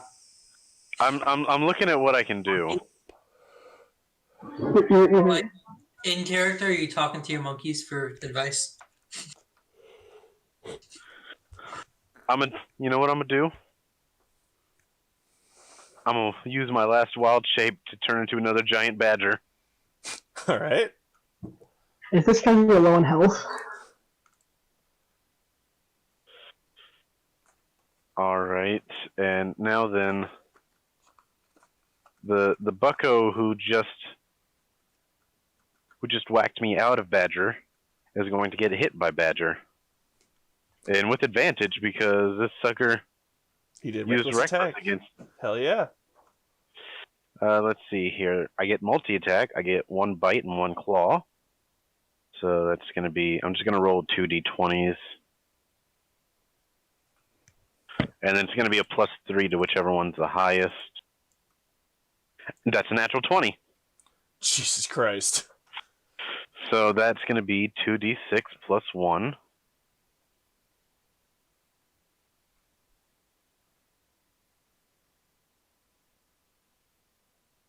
I rolled a minimum damage. Jesus, dude. So that's 3. And then I get a claw attack. 2d4 plus 1. Yeah, which I'm just going to do the 2d20s again with advantage. That's going to be an 18 to hit. Yep. And that one is 2d. Yeah, 2d4 plus 1. 7 damage on that one, so 10 total damage. All right. And that is going to be another serious blow to the creature. But he is still just barely standing. I'm still standing. Yeah. All right. Grey Cloak, you are up. I did not like this guy touching me, so I am going. Hold up.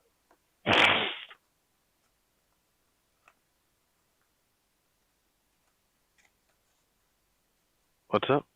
I can move. Yeah, I can move my clone right there. And since he's within range, you say he's untouched, right? The bottom right guy is untouched. Okay. So I shall cast Mirror Image.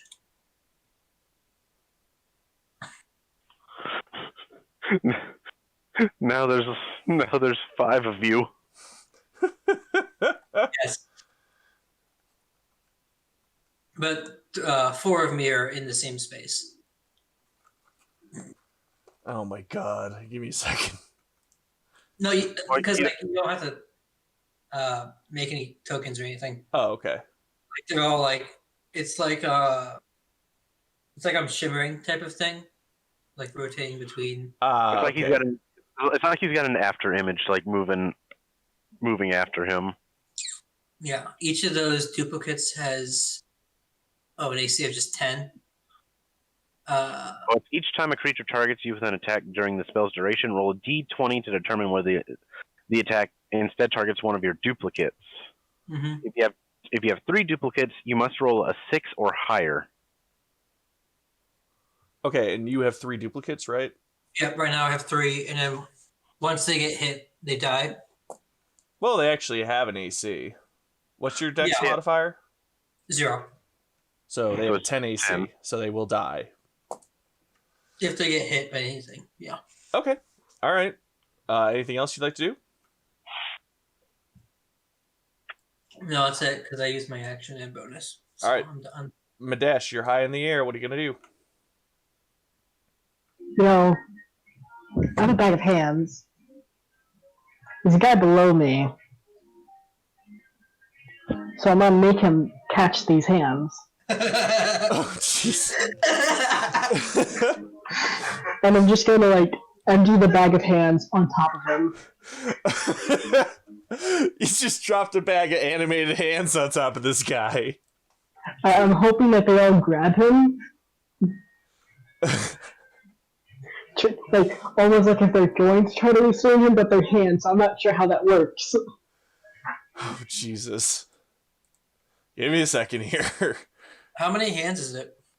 6 hands. Go for the eyes.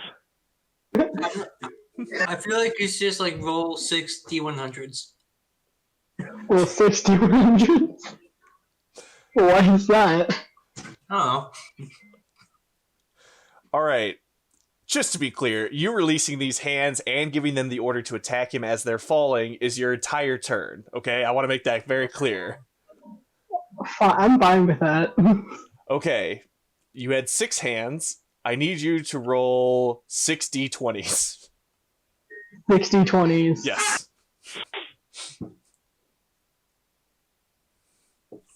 That's the damage, right? That's to attack him. Oh, wait. Actually, he just did a reckless attack, so technically you have to roll those 6 d20s again.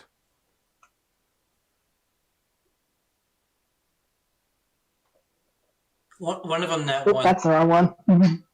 Yeah, but he's that nat 1 is now a nat 20. Yeah, I know. I'm comparative. So, All right. we've got a 19, a 6, a 17, a nat 20, another 19, and a 10. All right. You're going to roll...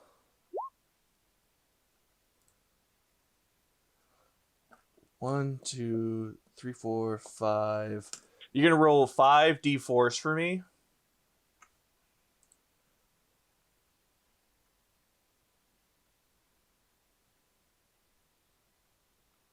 All right, and then we're adding +4 to that, obviously. 18. So you just dropped a bag of hands on top of this guy and did 18 damage. 18 hand damage. Chachi's hands. Can we get psychic damage for that pun? Not this time. The vicious mockery. We already agreed this is your whole thing. This is your turn. That's your I think next the turn. pun counts as vicious mockery. Okay. The pun will be your vicious mockery next turn. Okay, I got you. Got it. All right. The man who just had a bunch of hands thrown up at him is just going to kind of look at you with this disgusted look on his face and then turn back to the gray man over here. You're the only one in... You're the only one in range, so... Oh, sorry, go ahead. I'm gonna say, as disgusted as he is, I am disgusted as well. Oh, God. You're the only one in range, sadly. Does a 19 hit? Yeah, it does. Well, first he's got to roll a d20. D20 to see where, like which. Yeah, so he'll attack a duplicate. All right, so he's going to attack a duplicate, and that will hit the duplicate, so now you only have 2 on you. Yep, I have 2 left. All right, and so you'll take no damage that turn. Meaning it's now Bulkin's turn. Okay.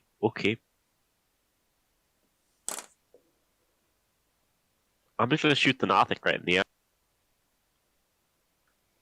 All right, let's see the shot. It's a normal attack, right? Yeah. Correct.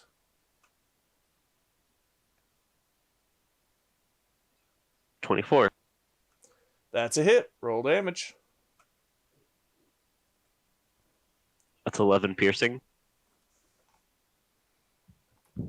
All right, you hold the crossbow directly up to its face, and it growls at you as you shoot an arrow through its eyes into its brainstem and just back out the side of its neck. The Nothic is now dead. Do I have any bonus actions? I don't think I do. I was going to ask, didn't he say earlier that the Nothic was controlling these other people? That's more flavored text than actual what he's doing. It's more like he's driven them insane and has made them his followers now that he's insane. So he's broken them. Yes. It's not so much magic control, it's more broken. Yeah, like that Game of Thrones guy. I've already forgotten Reek. Theon Greyjoy? Theon Greyjoy Reek. Yeah, it's like that more than anything else. Brutal. All right, if that's gonna be it for you, Bolgan. Seems so. All right, Monkey King, you're getting another axe in the face. Is he reckless this time, or He is, but he only rolled a 7, even with reckless, so he's gonna miss you. he can't? Yeah. 7 on the dice or 7 total? Total. Okay, good, because I'm about to say I have a 10 AC right now. Nah, you're good, and it's also your turn. It's time to bite. All That's right. 13 to hit. That will hit. All right, let's see here. The bite is 1d6 plus 1. So that's 5 piercing. All right, And- and now your other one. And now for the claws. That's 21 to hit. That hits.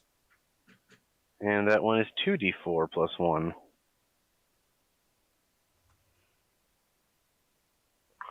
That's 4. All right, and with that combined damage, you are going to rip and tear your badger way through his abdomen, into his small intestine, and out his soul. He is now dead. That was so crap. He's just gonna stand on his hind legs and do the badger dance. Badger, badger, badger, badger. The Doom OST is playing in the background now. And that's my turn.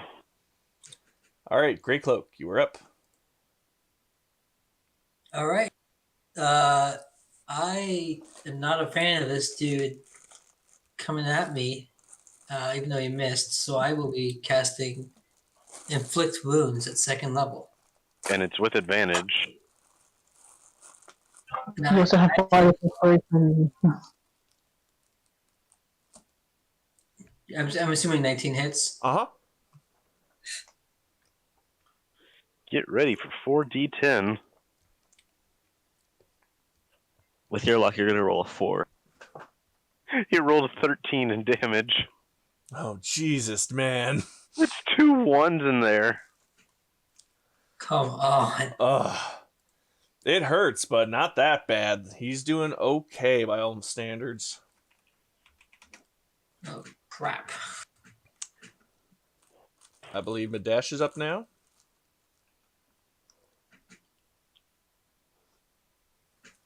so I really want to just use Vicious Mockery, but I know it's not that much damage. But it would be so funny. It would be. I want to destroy his morale. I got a better idea. My cast has Hideous Laughter. Because obviously he finds this funny. There you go.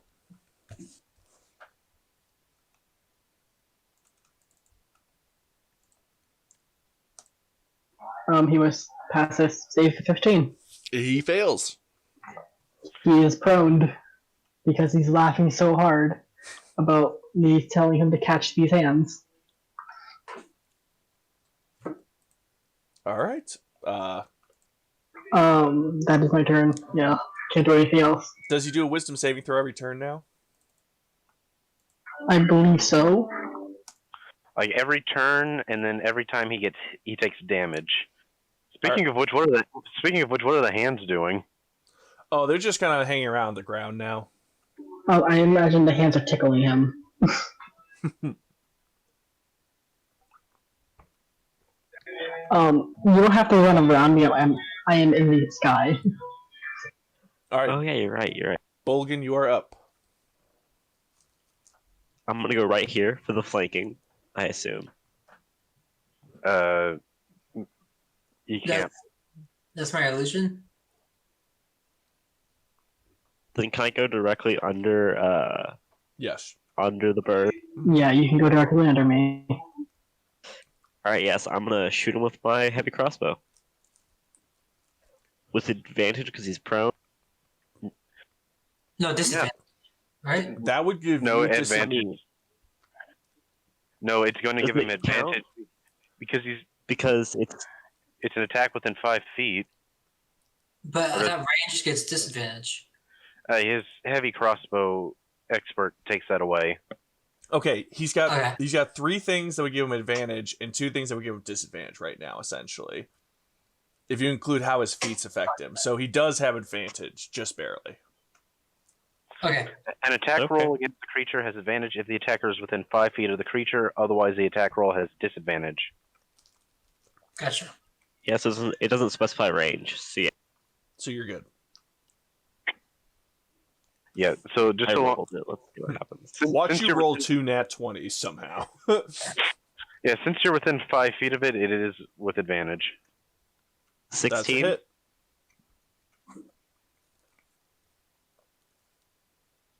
I Roll just rolled damage. damage too. It's taking a minute. Oh, okay.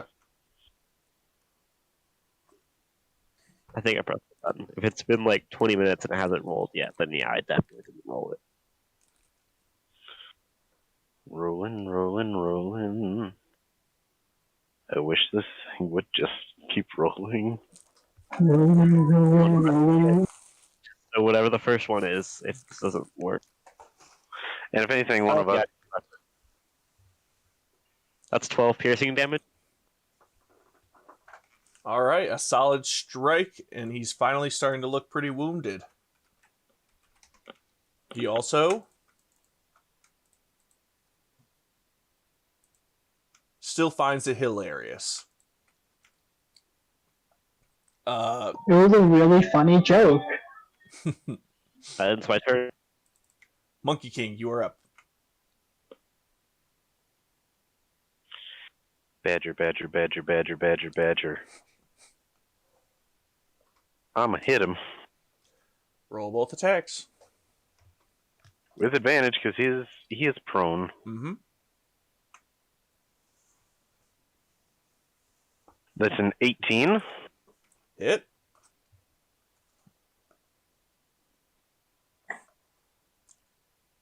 That's 6 damage. All right. That's also a wisdom save. I'm gonna do 2 at the same time. Got it. That's a 17 to hit. Yep. And 4 damage, so 10 damage total. All right, he finds that less hilarious. He is now no longer laughing and is starting to get kind of scared look in his eye. Badger, badger, badger, badger, badger. I hate badgers.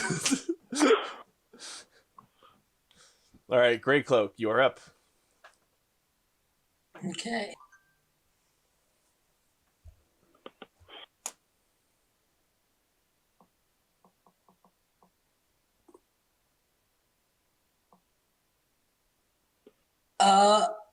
I would like.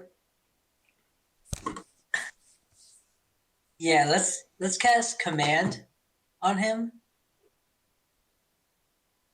at first level. I'm gonna tell him to run. Run.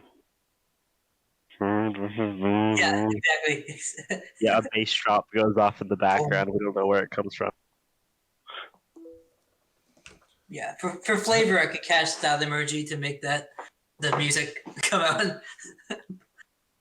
But Just as a reaction, I'm just doing it. All right, so It's a wisdom save. DC's 13. he fails. You now command the last creature.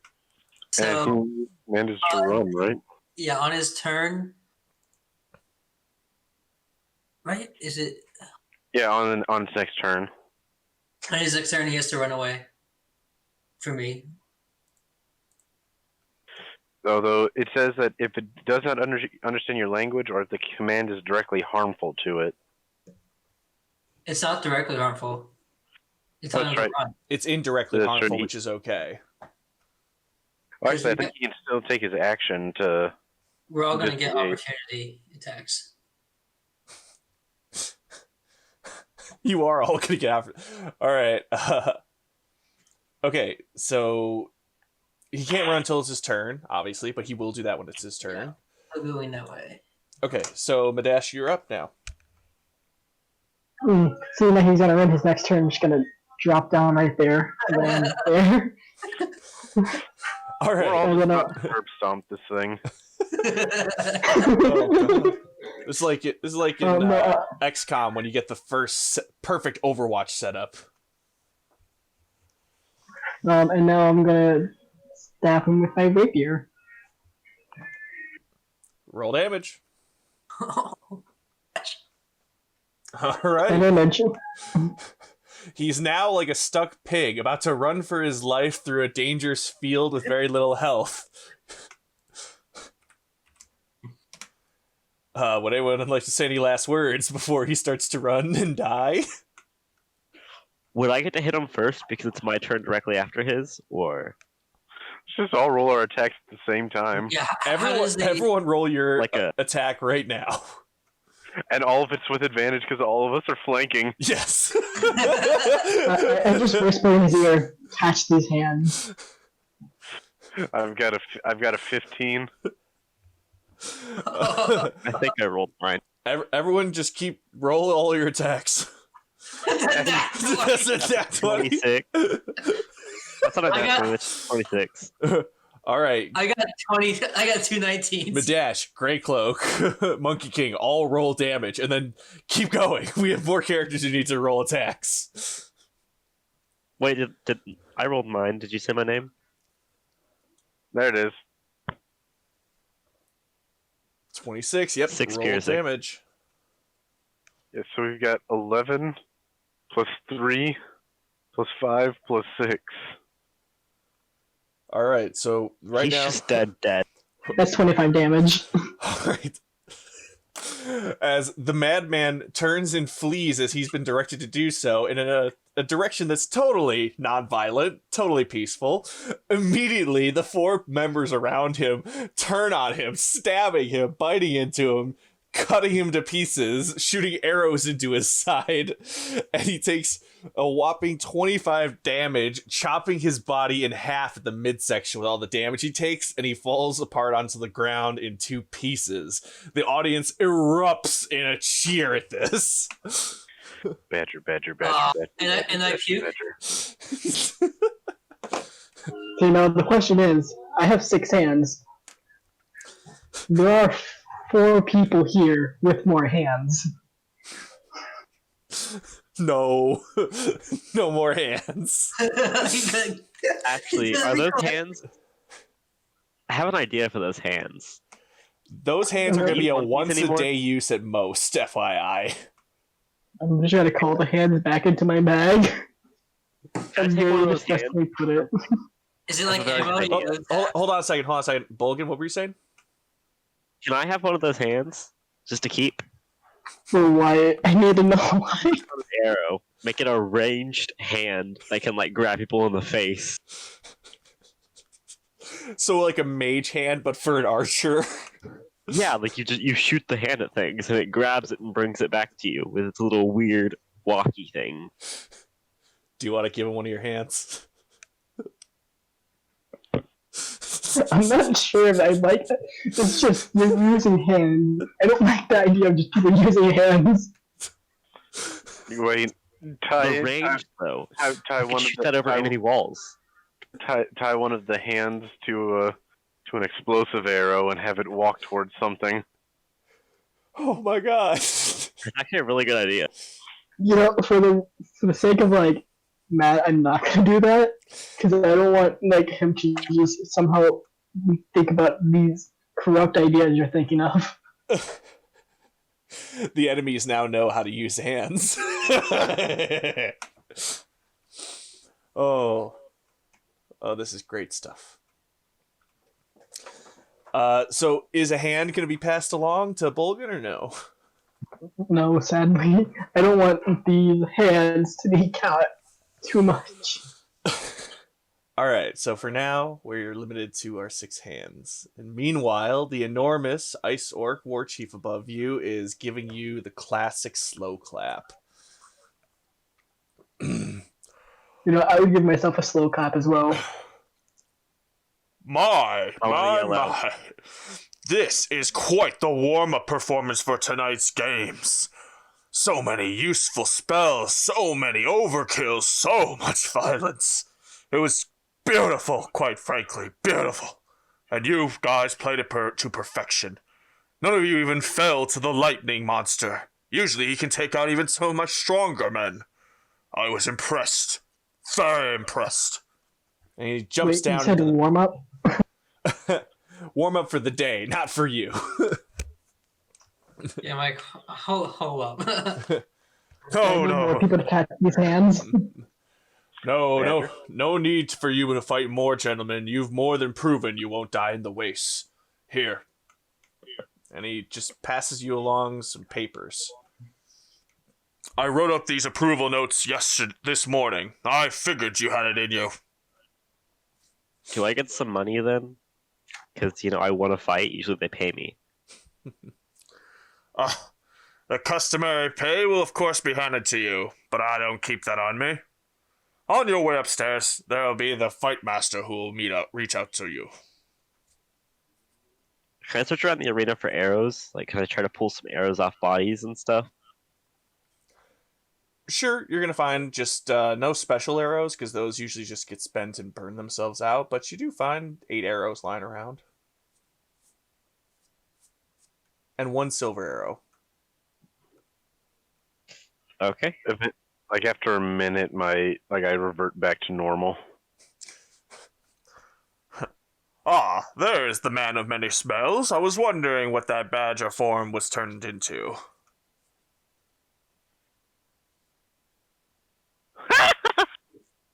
I was a badger. Where does the monkeys go whenever you become a badger? They were in my fur the entire time. Did you not see how fluffy I was? No. How small are these monkeys? They're like the little capuchin monkeys, like the. Oh, okay. Yeah, no, they're not like. Baboons in his shirt. They're not like up to my knee. They're like. They're like up to, like my shin. Like fit in your hand type of thing. Yeah, you could have one like standing on your hand. Good to know.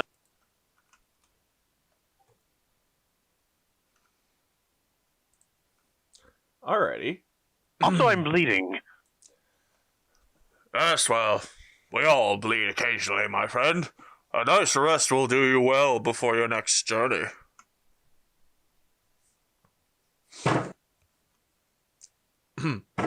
All right, we're coming at the very end of a very long session of 4 hours, so I appreciate you guys sticking it out until the end here.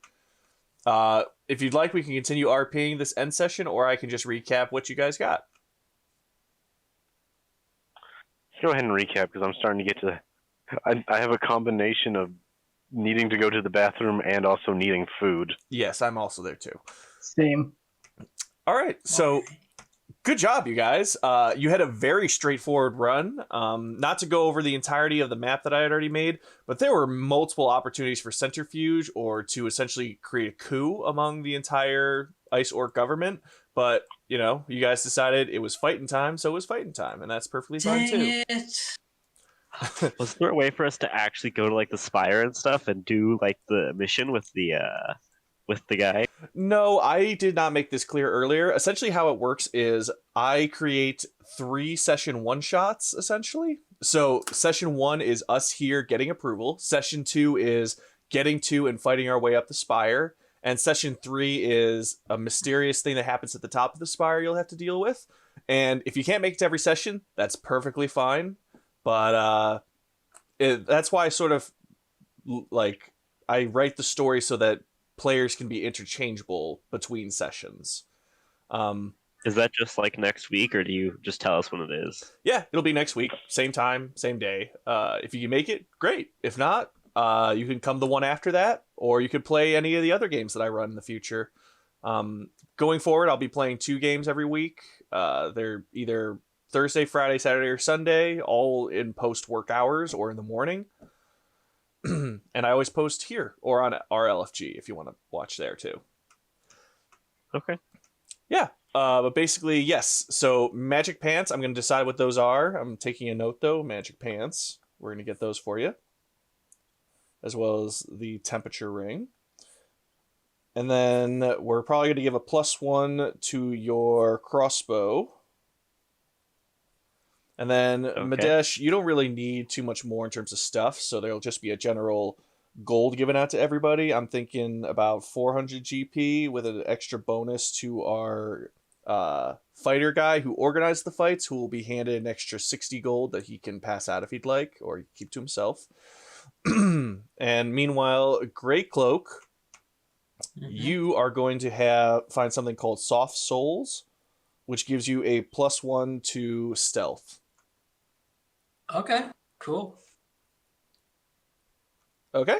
So just like 400 gold, and plus I get like an extra 40 or so. Yeah, pretty much. We each get 400 gold, or Each gets 400 because Sislet is giving you part of that, and part of that is just like your reward for fighting so well. And then there's an extra bonus fee being handed to Bulgan because he's the one who organized the original fight against just those dogs. all right. Okay, thank you guys so much for coming out. I had a lot of fun playing with you guys, especially the new characters. Especially now we have some background going too.